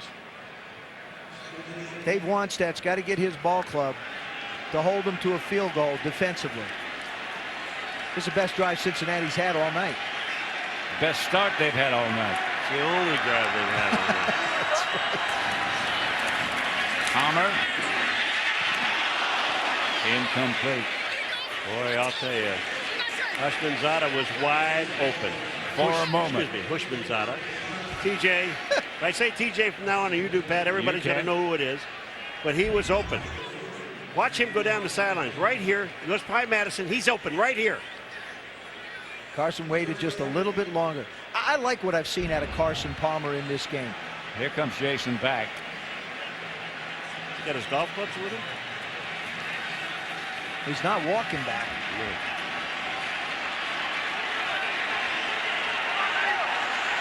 Shotgun on third down. Miami shows blitz. Palmer is taken down. You know, Dario Romero. Romero just shows you what you were talking about before, about constant pressure, and not stopping. Number 94, Romero. Look at this. He fights through 2 guys and gets to the quarterback. That's just determination to get to him. And to take that sack, now you're looking at a 48-yard field goal attempt. Just a little bit under 48. Maybe a leg. And yes, sir, it's 10-3. The Bengals over the Dolphins. 5:11 left in the third.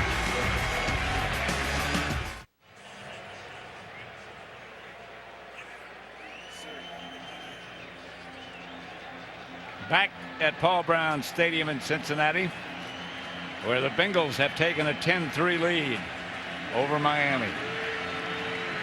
Graham set to kick it off.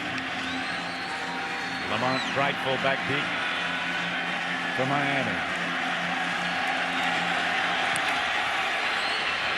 Low bouncer. They leave it at about the 4-yard line. Confusing. Rifle gets out to about the 15. Lucky he got that far. Because winning was everything, he lost it all. ESPN Original Entertainment presents Hustle, starring Tom Sizemore as Pete Rose. Hustle premieres Saturday, September the 25th at 9 Eastern on ESPN and ESPN HD. Presented with limited commercial interruption. He lost it all. I think if you're the Dolphins, you have to start throwing and keep throwing. Feely back to throw and fires. And it's incomplete. Chris Chambers was the target. Couldn't find the handle. Incomplete. You know, you can talk about blaming the quarterback and you can talk about blaming Lamar Gordon, but look at this offensive line. They're blocking backwards. Take a look at this play. Two guys are blocking one man. They don't know who to block, number one. And then when they do know who to block, they don't block him. Take a look at it. When you hand the ball out to a back in the backfield, do you know the Miami Dolphins, you think about this, a rushing football team, they have 25 yards rushing. They're averaging 1.4 yards a rush. Here's Gordon. Well, they had 65 yards last week. So, I mean, certainly Ricky Williams being gone has affected them. But like you said, Paul, I think it's more Dave Wannstedt's offensive line than anything. Does anybody in watching television or know anything about sports, you think that Ricky Williams would be gaining more than 25 yards? No, I mean, it doesn't matter who the back is. I don't think so. That, as a matter of fact, was the longest run tonight. 1.8 yards a carry, 30 yards and 17 carries. That was 8 yards. That's the longest of the night. Here's Feely. Oh, man. Hammered from behind by Justin Smith. And Feely never saw him coming. He's just lucky he held on to the ball. Yep. That time Lamar Gordon swung out to the left side, and watch number 74, Wade Smith. He just whiffs at him and misses him. You know what? If I was Wade Smith, I would walk up to A.J. Feely and I would apologize for the lousy job he's doing. He's a kid in his second year, tried to get stronger, put on some more weight, but boy, it's like a swinging door out there on the left side. 8th punt coming up for Matt Turk, and this one slides off the inside of his foot. Not very good. And again, Cincinnati will have the ball inside the 50-yard line of Miami. Let's go again down to Susie Colbert. You know, adding to the pressure of A.J. Feely making his first start for the Dolphins is that Dave Wannstedt hasn't committed to him as a starter. And that's tough for a young quarterback. Build your confidence. Keep looking over your shoulder. The one thing I can say for him, he said he learned in Philadelphia from Donovan McNabb that you have to be even keel, no highs or lows. He at least has done that tonight. Made many mistakes, including that interception, but he's looked the same as he's reached the sideline each time. Carson Palmer. Yeah, you know what? He looks like a deer caught in the headlights. Yeah, he does. Every time he goes to the sidelines, he looks like a deer caught in the headlights. I'm going to tell you something right now. A.J. Feely will spend the next 2 days in the tub. Because he is going to be sore. So will Zach Thomas, only he's been delivering blows instead of taking them. Rudy Johnson got 5 on that last carry, so it brings up a 2nd and 5.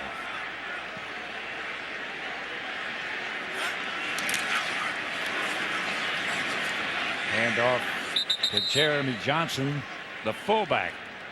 Rare carry. Picked up a yard, perhaps. They got 3 Johnsons on this offense. I know. But Miami's defense has spent the entire half inside their own 50. And they've done a heck of a job. Just giving up 3 points. Jason Taylor trying out that blown tire he had. 3rd down and 4.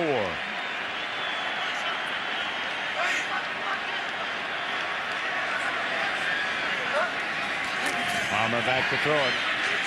Up the middle to Peter Warrick. First down, Cincinnati. You just know. 16-yard gain. You just know they're going to go to Peter Warrick in this situation. They run the clear route with the tight end. Matt Schobel clears out. Peter Warrick comes underneath. Terrific throw by Carson Palmer. There's one with a little zip right out front. That was Antoine Edwards that tried to stay with him. Rudy Johnson. And Rudy fights for yardage. Picked up about 11.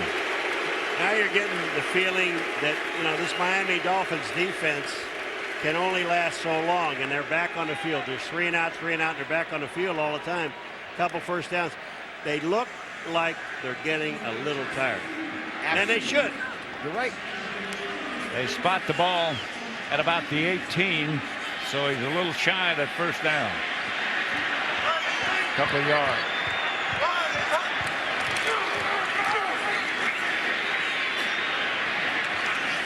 No, they're not that tired yet. No. Well, you know what? One of the guys that I've been impressed with, we talked about the offensive line of the Miami Dolphins and all the newness. This gives you an idea. Jerry Fontenot, the center of the Cincinnati Bengals, has been here 2 days.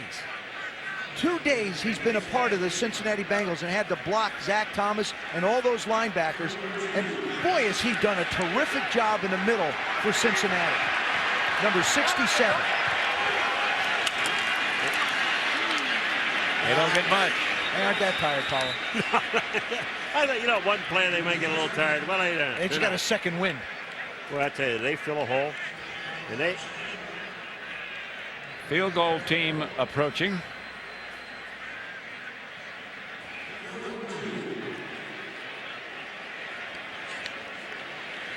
You know, it's one of those games, Joseph, where when you get on the plane, the offense go in the back of the plane and stay back there. And don't talk to the defense.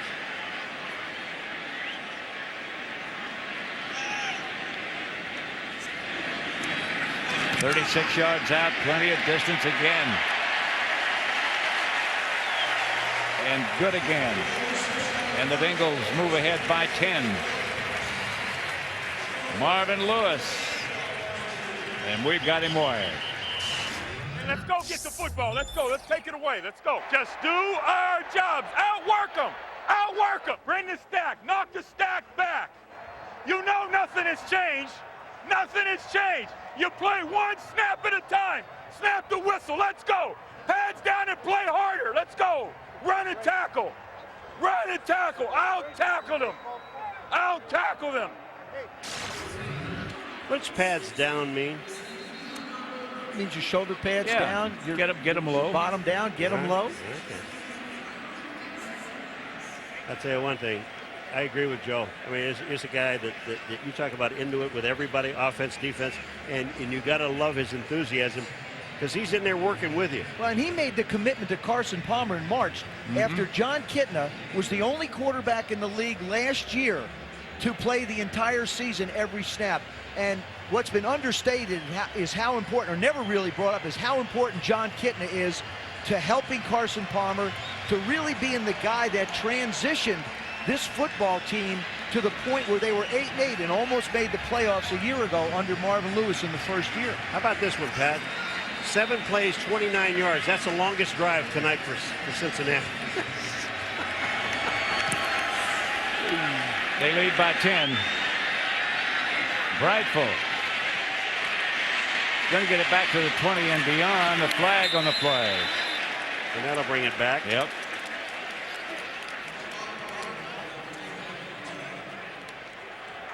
You're in the return. Holding, number 85. Return team. 10-yard penalty. First down. Let's go down to Susie Colbert again. Well, we've been listening to Marvin Lewis throughout the night. Coaches are influenced in so many different ways, and Marvin told us that number one, it was Bill Cowher. He was with him when he first became a head coach in Pittsburgh. He said each week Bill had a theme, and that would play out on Sunday. He challenged his guys, and then there were no surprises because the tempo was set as the week went on. And then second was Brian Billick. He said Brian was more about focusing on his own team's strengths, erase those exterior distractions. Both coaches treated their players like men. That's what Marvin does, and that's what's been working for him. Healy to throw. A grounder. Incomplete. I told you Cincinnati's longest drive was 27 yards. But Miami's longest drive tonight is 35 yards. I just didn't want to slight them. I wanted to. No, I'm glad. You know, and you look at A.J. Feely's struggle. You go back to the first game when Dave Wannstedt made the decision to pull Jay Fiedler and put A.J. Feely in there. A.J. hasn't been around this team as long as Jay has. I think he's got to make a decision next week. I think he's going to stay with A.J. Feely. I think this is the way he's going to live with his football team. Gordon, there is nothing. Justin Smith is there to lead the defenders. That's the end of the third quarter with the score, the Dolphins trailing the Bengals 13-3.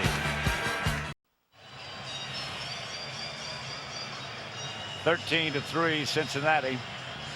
Miami, it goes without saying, has got to get to work. Get something going. You know what I'd do here? I would max protect. I wouldn't let my offensive line block. I'd keep a tight end in. I'd keep Lamar Gordon in. And I would throw the ball down the field to Marty Booker or Chris Chambers. Let one of them go and try and make a play for me. Or else keep the back in and give Randy McMichaels a chance. But just run 3 straight goes, put the ball in the air, and try and back this defense up a little bit. Well, you got to have time to run a go. You can't run it. You can't run a go, Joe. There's no time to go. Block 7 if you can.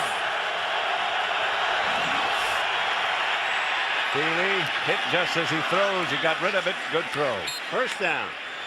Chris Chambers, 14-yard pickup. Did you see the presence of mind that Chris Chambers had when he hit the ground? First, he makes the catch. He's on the ground. Then he realizes he's close to the first down, so he scrambles for those extra few inches, right? Releases inside. Watch this now. Over the line. Oops, nobody's touched me. Let me get up and see if I get another yard, just to make sure I get a first down. Great hustle. Really heads up. Feely Gordon. Flag on the play. Gordon got a couple. Run out of bounds by Torrey James. Holding. Is it holding? Yes, it is.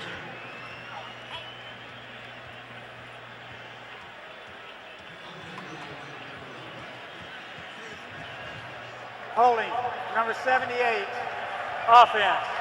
10-yard penalty, still first down.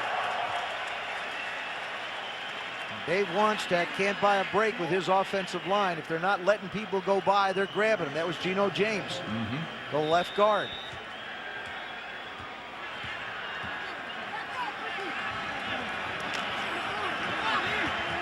You saw what the Bengals did the first week with Curtis Martin, had 196 yards. I think they corrected the problem.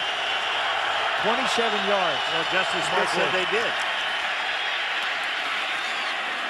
Feely to Lamar Gordon. Picked up a few that they lost on the penalty. See, I just think, to me, from an offensive perspective, if you don't take at least 2 or 3 shots down the field, with the way the rules are bent towards the offenses today, you're not giving yourself a chance for a big play. This Miami offense needs a spark. They need something big to happen. Drop them back. Chris Chambers is as good as it gets. Give him a chance to make a play. But to throw it upfield, you got to have time. Block everybody. Block somebody. Block anybody. Nate Webster led the charge. You know what? You remember the whiff Wade Smith had before? Well, wait till you watch this one. This is, to me, is totally embarrassing. Left-hand side, look at here. Look at this. He puts an arm on a linebacker. Are you out of your mind? I'm telling you. You know, it's either the scheme that they're being taught or not taught, or they just can't athletically stay up with the Cincinnati Bengals. Feely throws a screen, and they eat that up. You want to vote for the AFC Pro Bowl defensive players? Carl Powell. Most of them are on the field tonight. Boy, that's in the black suits, the black and orange. Well, the guys in the white on defense are pretty good, too. Yeah, that's what I'm saying. They're on the field. Wow. Here's Matt Turk back to punt again, this time from his own end zone. His 9th punt.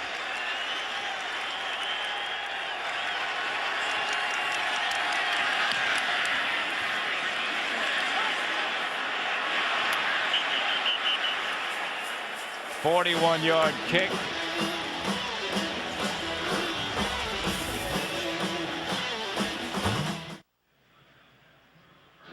ESPN Sunday Night Football, brought to you by Miller. There's good enough, and there's better than it has to be. Miller, good call. Campbell's Chunky Soup with big chunks of meat and veggies. It fills you up right. Sirius Satellite Radio. Listen to the entire NFL week only on Sirius Satellite Radio. And the all-new Toyota Tundra Double Cab. Not just big, life-sized. Always committed to excellence, Goodyear is providing these superb aerial views overhead tonight. It's their blimp, the Stars and Stripes, based in Pompano Beach, Florida. The Goodyear blimp travels thousands of miles per year covering sports, news, and also entertainment events.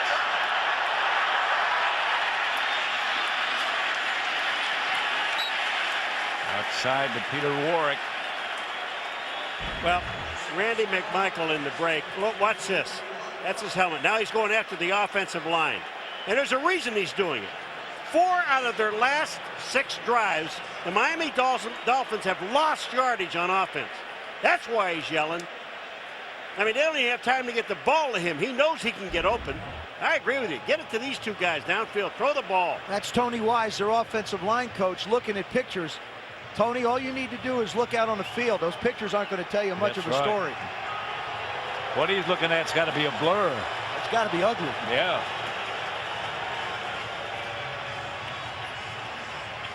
Well, they had an idiot run on the field. Glad we don't show that. I think we saw him last night walking home. At Oktoberfest. Yeah. Right.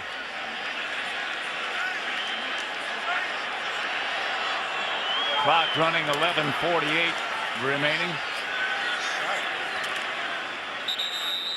Rudy Johnson straight ahead. Let's go down again to Susie Colbert. Well, the Bengals defense set out to make a statement, and they have 3 takeaways, including Brian Simmons' 50-yard interception for a touchdown. They were run on last week, weren't going to let it happen again, and they've had A.J. Feely on his back and on his heels. 2 sacks, 13-3 Bengals. Dolphins punter Matt Turk has been busy tonight, Pat. 9 punts. Yes, he has. 1 touchdown. That interception by Simmons. Here comes the Dolphin blitz. Gets it out to Warwick. Boy, you know, we've talked about Carson Palmer and having a year to work behind John Kitna. This gives you an idea, first of all, how physically strong he is, how strong his arm is, and how he hangs in the pocket. This ball's going out to the left. Nice job of stepping up. You see him hang in the pocket, deliver the ball on time. Kenny Watson does a nice job stepping up, protecting the quarterback. Boy, he got hammered. He got hammered. I was out of practice with him on Friday night, and he's really going to be something special.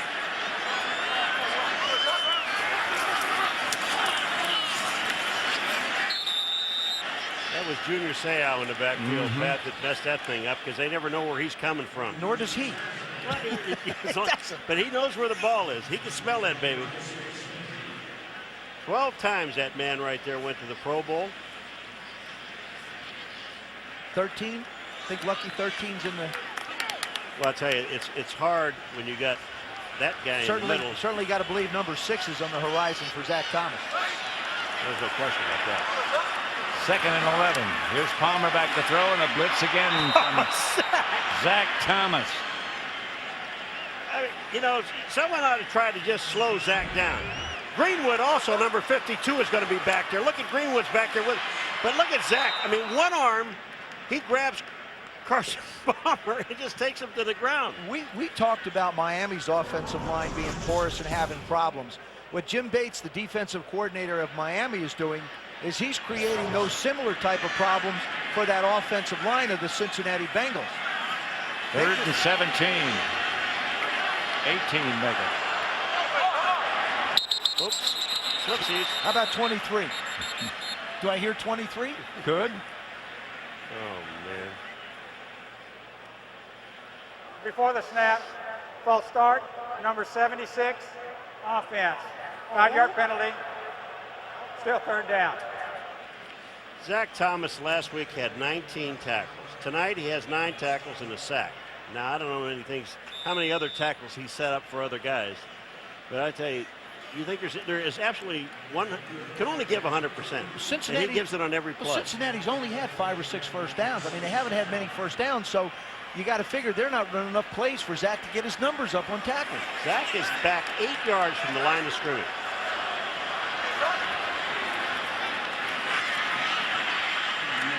Palmer. Intended for Chad Johnson. Couldn't hold it. Well, it's been so long since Chad seen the ball, he didn't know what it looked like. Unique in his training habits, wouldn't you say, Chad Johnson?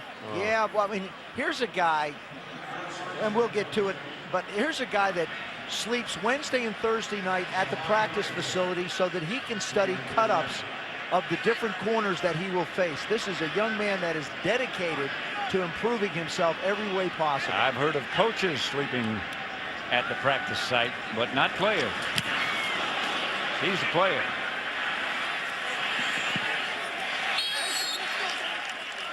Ball bounces out of bounds. 35-yard punt.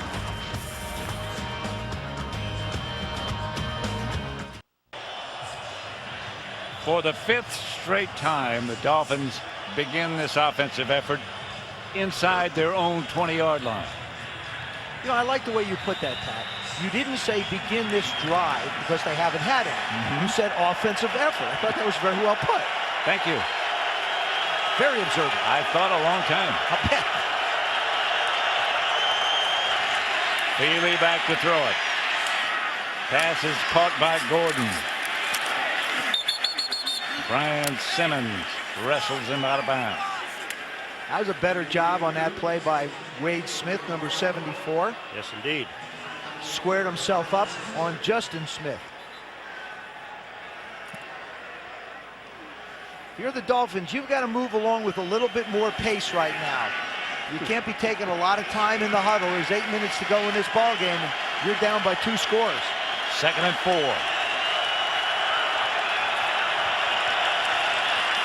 Feely drops.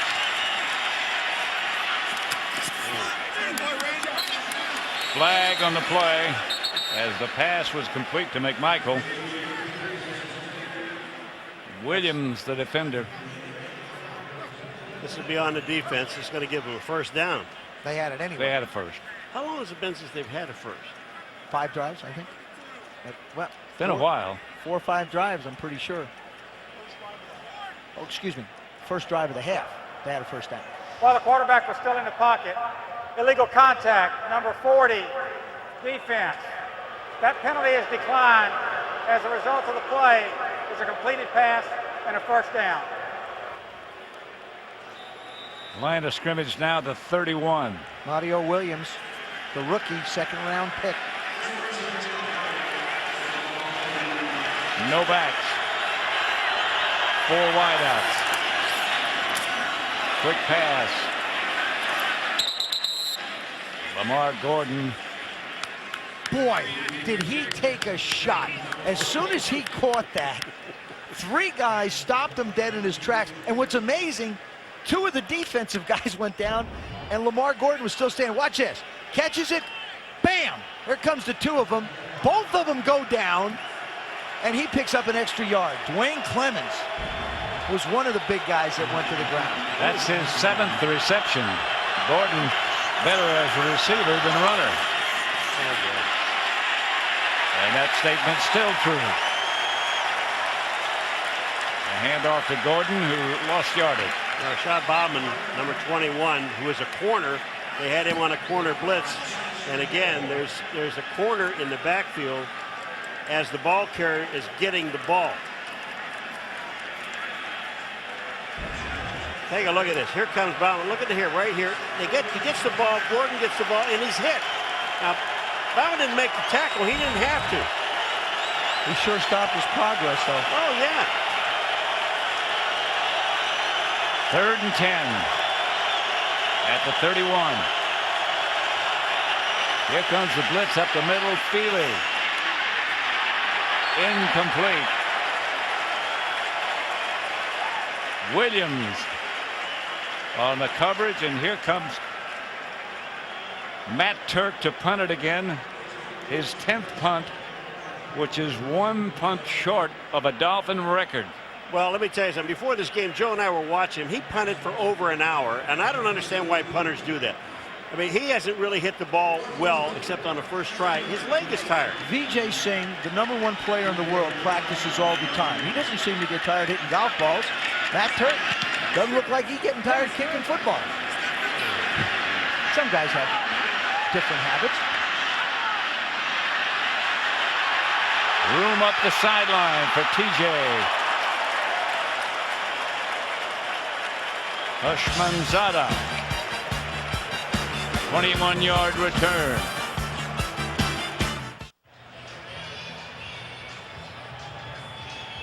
Back at Paul Brown Stadium in Cincinnati, the Bengals leading the Dolphins 13-3.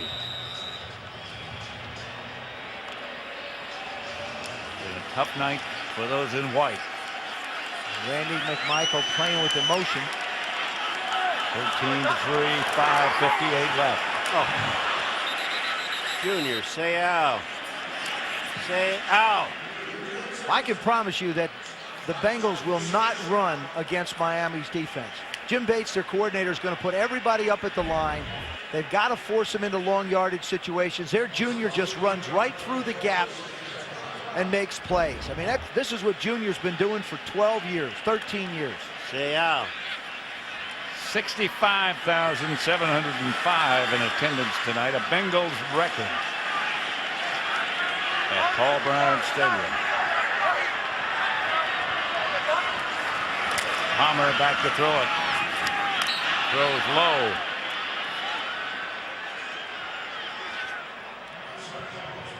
I think if I'm Bob Bretkowski, the offensive coordinator of the Bengals, there's 5:14 to go in this ball game. I hand the ball off on a draw play. I punt it back, and I put my defense right back out on the football field, and I play percentages. I do not risk putting the ball in the air. In the shotgun is Palmer. It would appear they're going to put it in the air. Well, you know, every week Joe shows me why he should never be a coach. Drop. Matt Schobel. I mean, drop. Now the clock stops. You can run 40 seconds. You could have had this thing down to 4 minutes and 15 seconds. Do you have someplace to go? No, I'm coaching. I'm coaching. I'm working on my positives and negatives of coaching. It's going to be in my book someday. Things I would not have done as a coach. You're coaching? Wonder why you... Who's asked you now? Has anybody asked you to coach? Huh? No.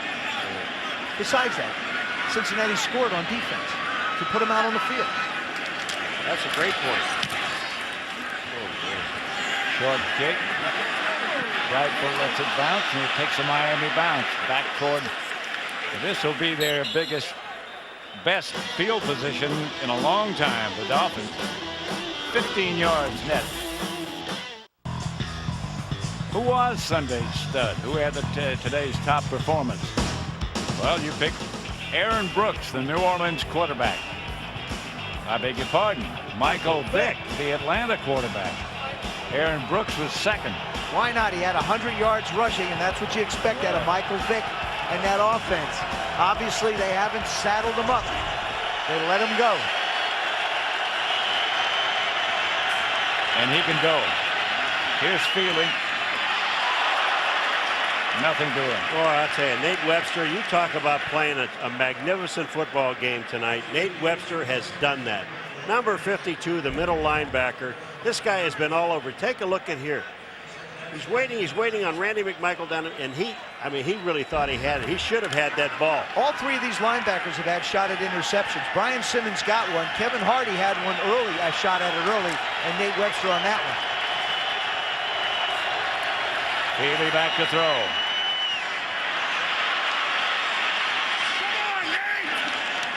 Gordon, a 21-yard completion, reception. The Dolphins move into Cincinnati territory, and we haven't seen them there much. If they need to, they can kick a field goal and then try and go for a touchdown if they can get the ball back. So either one, any score would work for them at this point. Here's Feely. Up the middle, McMichael. McMichael drags tacklers inside the 5 to about the 3. Not only was this an outstanding catch, but after he caught the ball, he saw that goal line and he was going for it. This is just a terrific catch. Look at this high. He catches it. Now look at here. Get out of my way. I got things to do. He wants to get in the end zone. We saw that emotion on the sidelines. Don't be dilly-dallying in the huddle, guys. You got to get going. 30-yard pickup. Feely to McMichael. A better job of pass protection for that offensive line. That's the key. Feely back to throw again. Caught in the end zone. Touchdown. Oh, a ricochet. A ricochet touchdown. Goes right through the hands. Hit Doug Clemens. Of Doug Clemens, and Chris Chambers winds up with the touchdown. Feely doesn't necessarily make the best throw. Bang, right through Nate Webster's hands. Look at Chris Chambers concentrate. 1 foot down, 2nd foot down, control the ball, touchdown. 4 plays, 53 yards. It took a minute and 18 seconds to get it into the end zone, and all of a sudden, we got a ball game. 13-10. Well, we always had a ball game. But let me just say, I'm serious. You know, there's no such thing as an onside kick here. You got 3:39. You have 3 of your timeouts plus the 2 minutes, so you got 4. And the way your defense has been playing all night, the only touchdown the Cincinnati Bengals have, that's an interception by the linebacker. So now just take a look. Look at this blocking. Look at the protection here. They tried to blitz down there, Cincinnati. They got caught in it. That goes right through Dwayne Clemens' hand. Look at that. There's a defensive end dropped into coverage. Boy, isn't it something how the ball bounces. Chris Chambers staying alert. He's made a lot of big plays. And surprised A.J. Feely only has a cut chin. You know, you were so right in that last segment with Cincinnati Bengals. When they had the ball, Joe, and trying to run the clock out, they had the lead. They had a 10-point lead. They only ran 1 minute and 1 second off the clock. Thank you. You think an onside kick is out of the question? Absolutely. Out of the question. You can't onside kick. Not the way this guy. Murray can kick the ball out of the end zone. He's also very good at the onside kick. Yeah, plus, they have 3 timeouts. And here's the other thing, is you don't want to give Cincinnati any kind of field position. Kick it deep, make them return it. Maybe they get a holding penalty, and your defense plays the field position game for you. I agree with you. Deep into the end zone, and they'll touch it down back there. Join us for a full night of football next Sunday on ESPN, starting at 7:30 Eastern with NFL Primetime. Then John Gruden returns to Oakland as the Buccaneers take on Warren Sapp, Rich Gannon, and the Raiders on Sunday Night Football, 8:30 Eastern Time. And we'll be there. Don't forget, one of the wide receivers for the Tampa Bay Buccaneers is a heck of a receiver with the Oakland Raiders, the all-time leading receiver with the Raiders, and that's Tim Brown. And then, of course, you've got Warren Sapp, who just doesn't like leaving Tampa at all. And he's going to let him know how much he didn't like leaving. Here's Palmer, throws it outside. Tony Stewart made the reception. Didn't get out of bounds. Now so they keep the clock running. This will be a growing process for Carson Palmer. How does he operate the 2-minute drill? One of the things that he talked about, he needs to learn how to operate a 2-minute drill. You have to operate it when you're behind, but you also have to learn how to operate it when you're trying to protect the lead as well. This will be a running play. Second and short. About a yard. There's your running play. Oh, and it loses a yard. Now if you're Miami, you call a timeout. Jason Taylor. Jason Taylor went by the play, then came behind from around the back to make the tackle. I mean, this is unbelievable. You want to talk about speed from a defensive end? Here comes Jason Taylor. Watch this. He goes around behind. Now he comes back in and makes the tackle. And how good is that? Well, that's one of the things. Remember when they ran that reverse back and they gained all those yards? Jason Taylor was not in the game. He was not in the game. He was in the locker room getting his foot fixed. Bad foot. Right. Yeah. So they took advantage of it. Now he's back in. He's still coming down hard, chasing the running back. But with Jason Taylor has such great speed that he makes sure that there's nothing coming outside of him before he goes down. So he takes the proper angle to get to the ball carrier from behind or right at him. Doesn't make any difference. He can get there. See, now if you're Cincinnati, I believe you throw the football here to try and pick up the first down. 3rd and 3. You will not. I don't think you're going to gain 3rd and 3 running it against this defense. I don't think so. If you want to run a little play action and move Carson Palmer, that may be the way to go. If they run a little play action, they're going to do it with no backs. They got 5 wide receivers. Palmer throws behind the intended receiver, Chad Johnson. And they'll have to punt. Oh, and he was running. He might still be running. Miami has taken Chad Johnson out of the game all night. They really except have. for a few different opportunities. This was a big glaring opportunity that Carson Palmer threw behind him. Didn't give him a chance to make a play.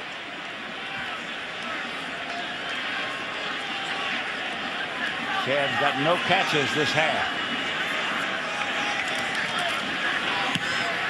Kyle Larson gets it away to Lamont Frankfurt. And he's got some room. Oh, man! 40-yard punt, 37-yard return. That was Sammy Morris that made a block. That was just a terrible job by Cincinnati's cover team. Everybody is on the left side of the football field. Look at this. Everybody is on the left side. There's nobody from the hash all the way to the sidelines in a Cincinnati Bengal uniform. Boy, did you watch Sammy Morris right here? He gets his head in front. That is an outstanding block. They're at the 31-yard line, and they only need 3 to tie this baby.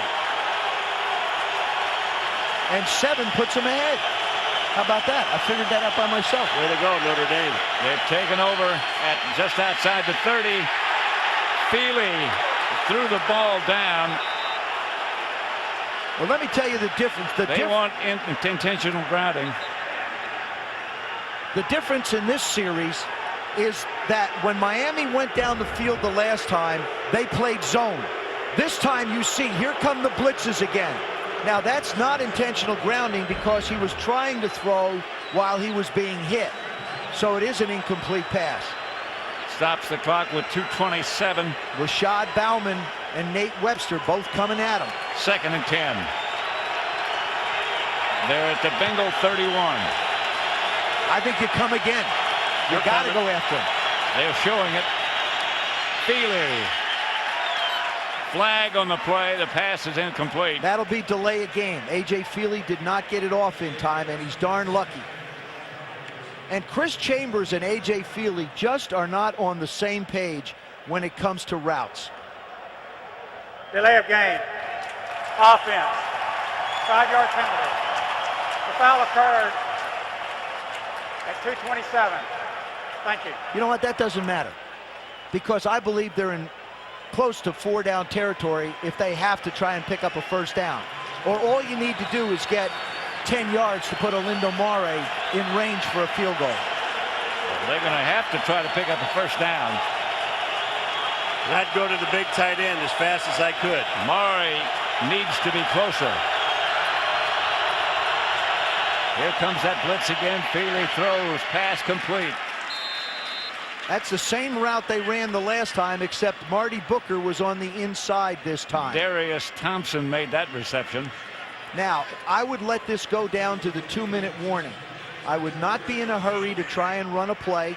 Go down, take a walk to the sidelines, talk it over with the coaches, and relax. In this case, you're right. Thank God. Would be a 47-yard field goal from here. Cold hard fact. Other beers are heat pasteurized at 140 degrees.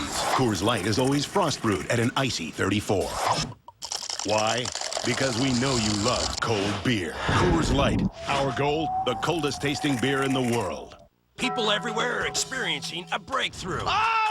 Taco Bell's new Big Bell Value Menu, featuring the spicy chicken soft taco with shredded chicken simmered in Mexican spices. To keep your stomach and your wallet full, think outside the bun. What do you see? Houses? Who owns them? The lucky ones. Not lucky. Smart. They learn how to buy a home. The payments? It can be about the same as rent. You want one of those for her? Make the call. Realize your dreams at Countrywide Home Loans. Call or visit your local branch today.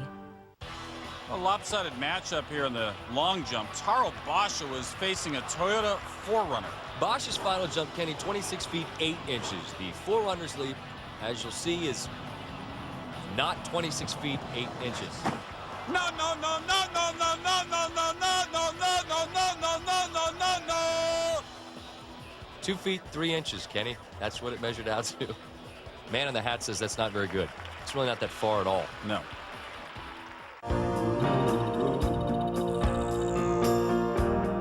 Join the team. Volunteer.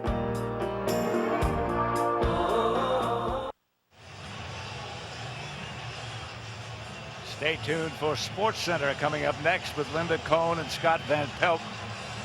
It's Peyton Manning against Steve McNair. Dion's wardrobe malfunction.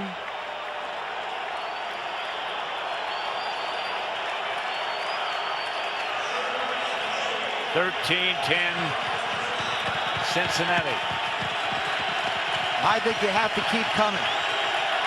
Leslie Frazier, the defensive coordinator, can't back off now. He's got to bring pressure. Feely. Incomplete. And here comes Olindo Mari. His career long is 54 yards. This one will be from 47. He was 6 of 8 last year from this distance, and he missed one from between 40 and 49 yards last week. Plenty of leg. He didn't miss this one. It was good. But I think Cincinnati might have called timeout. Timeout by the coach on the bench. This is their first charge timeout. This is a 30-second timeout. He's going to have to do it again. Now, that's interesting. This is a new rule where coaches can call timeouts from the sideline.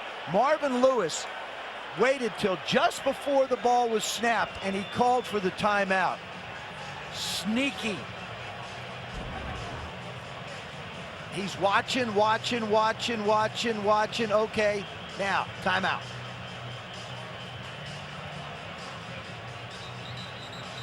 Woo. That's some good strategy right there. Yes, it is. Yes, it is. That's some strategy. Make him kick it again. Hey, you know what? His offense hasn't done anything. I wouldn't mind icing him one more time. Take it to overtime.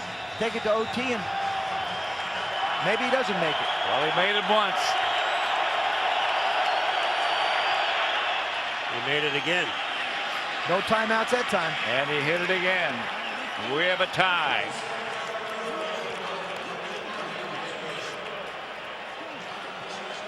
Marvin Lewis tried, but Olindo Mari was up to the occasion, and it's 13-13. Here's where it's going to get really interesting, because the Miami Dolphins now are going to kick the ball off. Now is it going to be onside? No.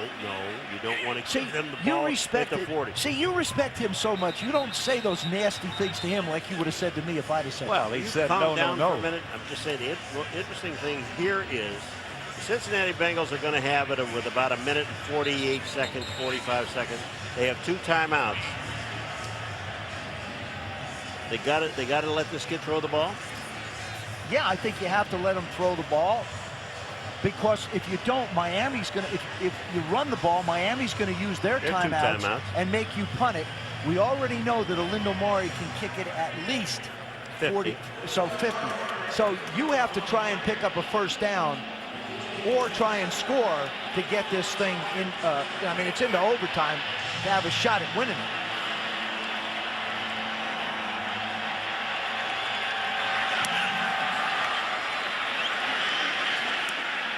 Fumbled in the end zone and out of the end zone. Marvin Lewis, as we've been telling you, is wired. Let's take a listen to him, pumping up his team. Let's go, man. Let's go. Let's go. That's what you work for now. Finish it out. 2 minutes left. 1:53. Finish it out. Let's go. Finish it out. I think that they had one defensive lapse, and that was where they decided not to get aggressive, and that's when Miami went down, hit a couple of big pass plays because A.J. Feely had the time. I don't believe that Miami's just going to sit back and let Carson Palmer throw the ball down the field. He's in the shotgun. Moves out of the pocket, throws it up the middle. You think Zach didn't know where he was going to throw it? Miami takes a timeout. Matt Schobel made the reception. And Zach Thomas was right there to make the play. I mean, he's watching Carson Palmer's eyes.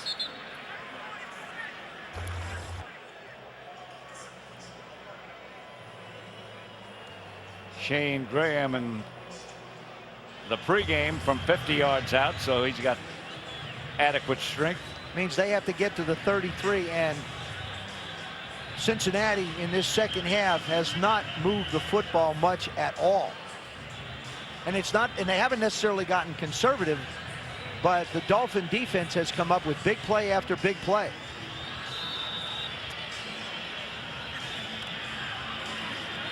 Cincinnati in this half, 4 first downs this entire half. I guess you're right. They haven't been moving around.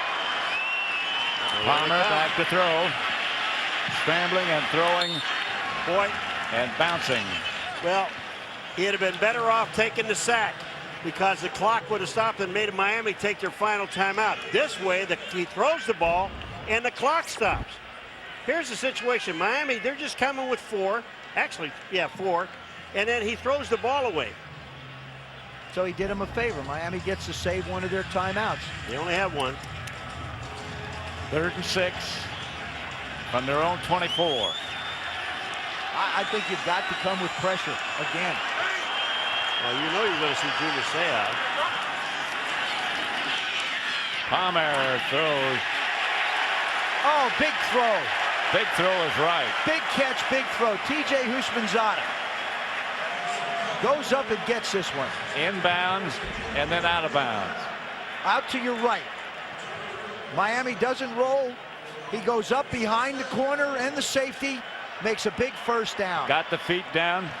That's his first reception. If you're Cincinnati, you're going to have to throw the football in the middle of the football field to gain some kind of yards. That one stopped the clock. It got a critical first down, but it stopped the clock. Now if you're Cincinnati, now you're starting to think field position for an opportunity for a field goal. Throw it down the middle. You got 2 timeouts. Go ahead, take a shot down the middle. Where is Chad Johnson? They need 30 yards. That's the guy. Now they can't necessarily double cover him. So give him a chance to run. All right, this is an official's challenge because if we have a completed catch. That's a catch. I guess the official just got tired of sitting up there doing nothing today. This is a catch. The only thing that you really think about is, you know, he's got both feet in and he's got control of the ball.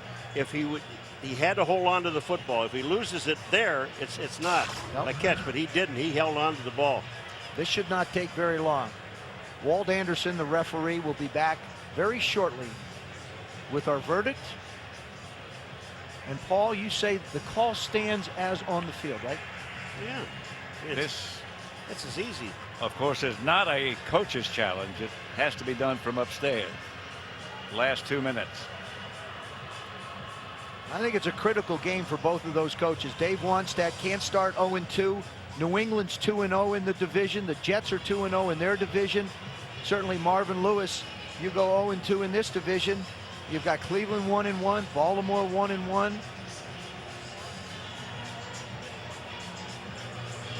Not a good way to start at 0-2. And Miami, I believe in the next 4 or 5 weeks, they get 4 division games. Right, they do. They get the Jets twice. I think they get New England and Buffalo. So this is critical for them in the AFC. Miami, excuse me, just going to say Miami has no rushing first downs tonight. Well, if they don't correct the offense, they're going to wear this defense out. And you know what? They probably won't. After reviewing the play, receiver has 2 feet inbounds and maintains control upon going to the ground out of bounds. It is a catch. First down. Way to go, Paul. The last time they didn't have a first down rushing was 1967 against the Boston Patriots. Well, this offensive line wasn't blocking them. No. They sure weren't. Go down the middle, son. Yeah, but you got new running back too. I mean, it's a combination of a lot of things on that offense. Palmer gets it outside. Warwick. Peter Warwick out of bounds. Now you're thinking now you're going to get offensive if you're the Cincinnati Bengals. One of the things I talked to John Kitten about when we were out on the field on Friday night, he said the thing that I am most impressed with Carson Palmer is the simple fact that he always goes to the right place. That time he went to Peter Warwick. You can see he's thrown to him 11 times tonight with 6 completions. But he said that's what's so impressive about the young man. They need about 23 more yards to get in range for a 50-yard field goal try. They have plenty of time. 2 timeouts, 1:28. Palmer, Warwick. I beg your pardon, not Warwick, Max Schobel. And that's a first down, but Schobel got in bounds. They held him in bounds. Plenty of time. You still have 2 timeouts. You know, you're looking to pick up 25 yards right now. Palmer gets him lined up in a hurry. This one will probably go up to the left side. Or the right side. Schobel again.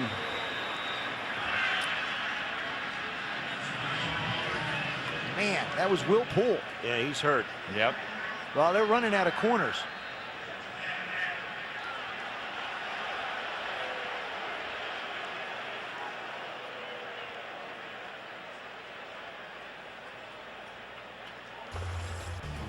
The Bengals have not beaten the Miami Dolphins since 1977. Trailing by 1 point in the 4th quarter, this flea flicker from Ken Anderson to Bob Trumpy propelled Cincinnati to the last victory over Miami. That was nearly 27 years ago. Now they're trying to repeat and get closer. Miami's won the last 9 times they played. Now Will Poole is back up on his feet. And Will Poole was down. The trainers came out. But Cincinnati took a timeout. So when the trainers come out on that case, Will Poole doesn't have to go off the field for a play. That is correct.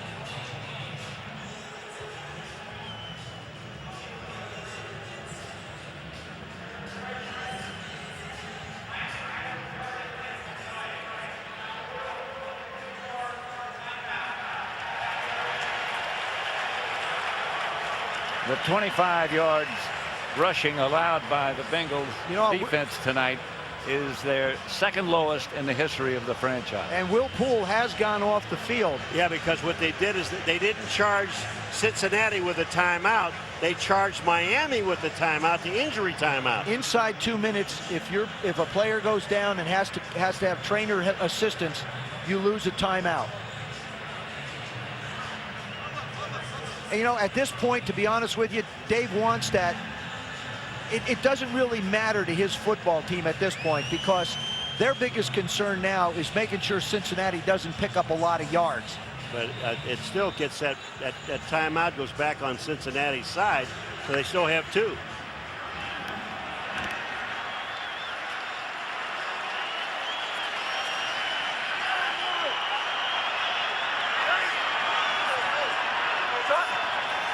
Blitz up the middle, but they pick it up. Chad Johnson, a 20-yard pickup. A great throw from Carson Palmer. That's what happens when you blitz. When you blitz and they stop you at the line of scrimmage, now you're in man-to-man coverage down the field. You're trying to cover Chad Johnson. That was a terrific job by the offensive line, giving him a chance to stand in there and throw it. First down. Palmer gets it out to Matt Schobel again. Well, they have plenty of time. They have 23 seconds. They have 2 timeouts. They've got all the time in the world. All right, here's the throw to Chad Johnson. Look at how open it is, but you've got a man-to-man coverage on Chad Johnson. I mean, he's been frustrated, but when they throw it, he caught it. But you know what? He doesn't quit working. And that is the sign. That is a sign of a real pro. Carson Palmer's done a real nice job. 7 of 8 on this drive, 53 yards. Like Chad Johnson says, he's the real deal.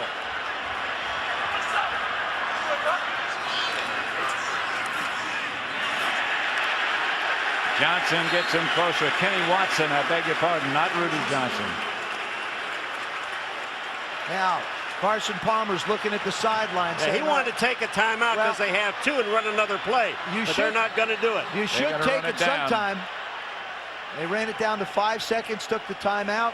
Yeah, but Carson Palmer, you think he's in the game? He had 20-some seconds, and he looked at the sideline and he said, I have 2 timeouts. Let me run another play. Get a little bit closer. And they said no. Yes, that's right. So the coach said, no.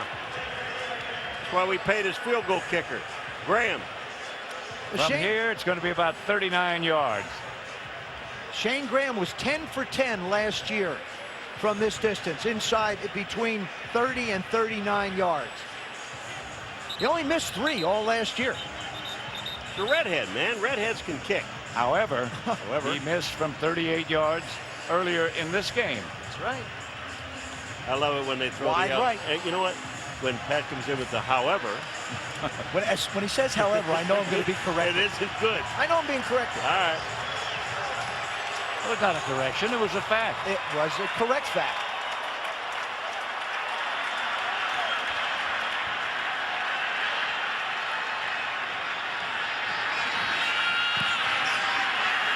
That one looks good. That is good. 2 seconds left. That was a wonderful drive, and you talk about a learning experience for a football team, not just the quarterback, but for this entire football team. This is terrific. That's good stuff. This is good stuff. That ball was just a little bit high, but look at. Good job in the middle by that offensive line. Actually, a good job through this entire drive by the offensive line. Carson Palmer had all the time in the world. There I am. I got him there. I got him there. Ooh! Yes! I love it. Thank you. Thank you. Thank you. Boy, doesn't that tell us what a job he's done. Story. There's Marvin Lewis. He knows what's there. He wanted to leave the field. He thought the game was over. Just wanted to make sure the official put his hands up. No, he's getting ready to leave. They took time out too soon. They should have taken it with 3 seconds. There's a tired Jason Taylor. Miami's defense did everything they could to try and keep this football game close. And they did keep it close. A.J. Feely and this offense is going to be a work in progress all year. They might not rush for 100 yards through the entire season. I mean, they may have to just try and win games throwing. A bounding kickoff. This one's over.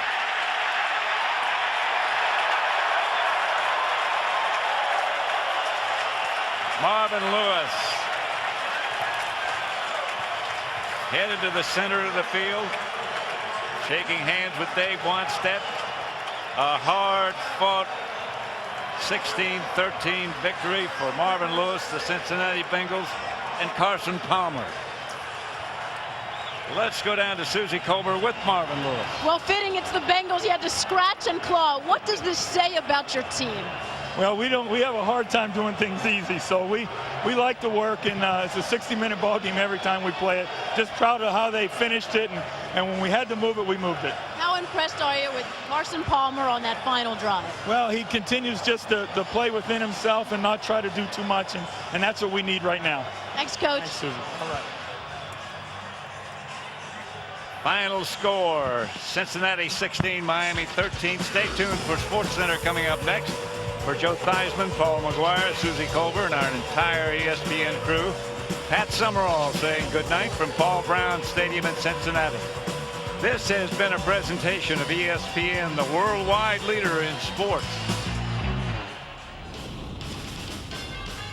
ESPN thanks you for watching this presentation of the National Football League.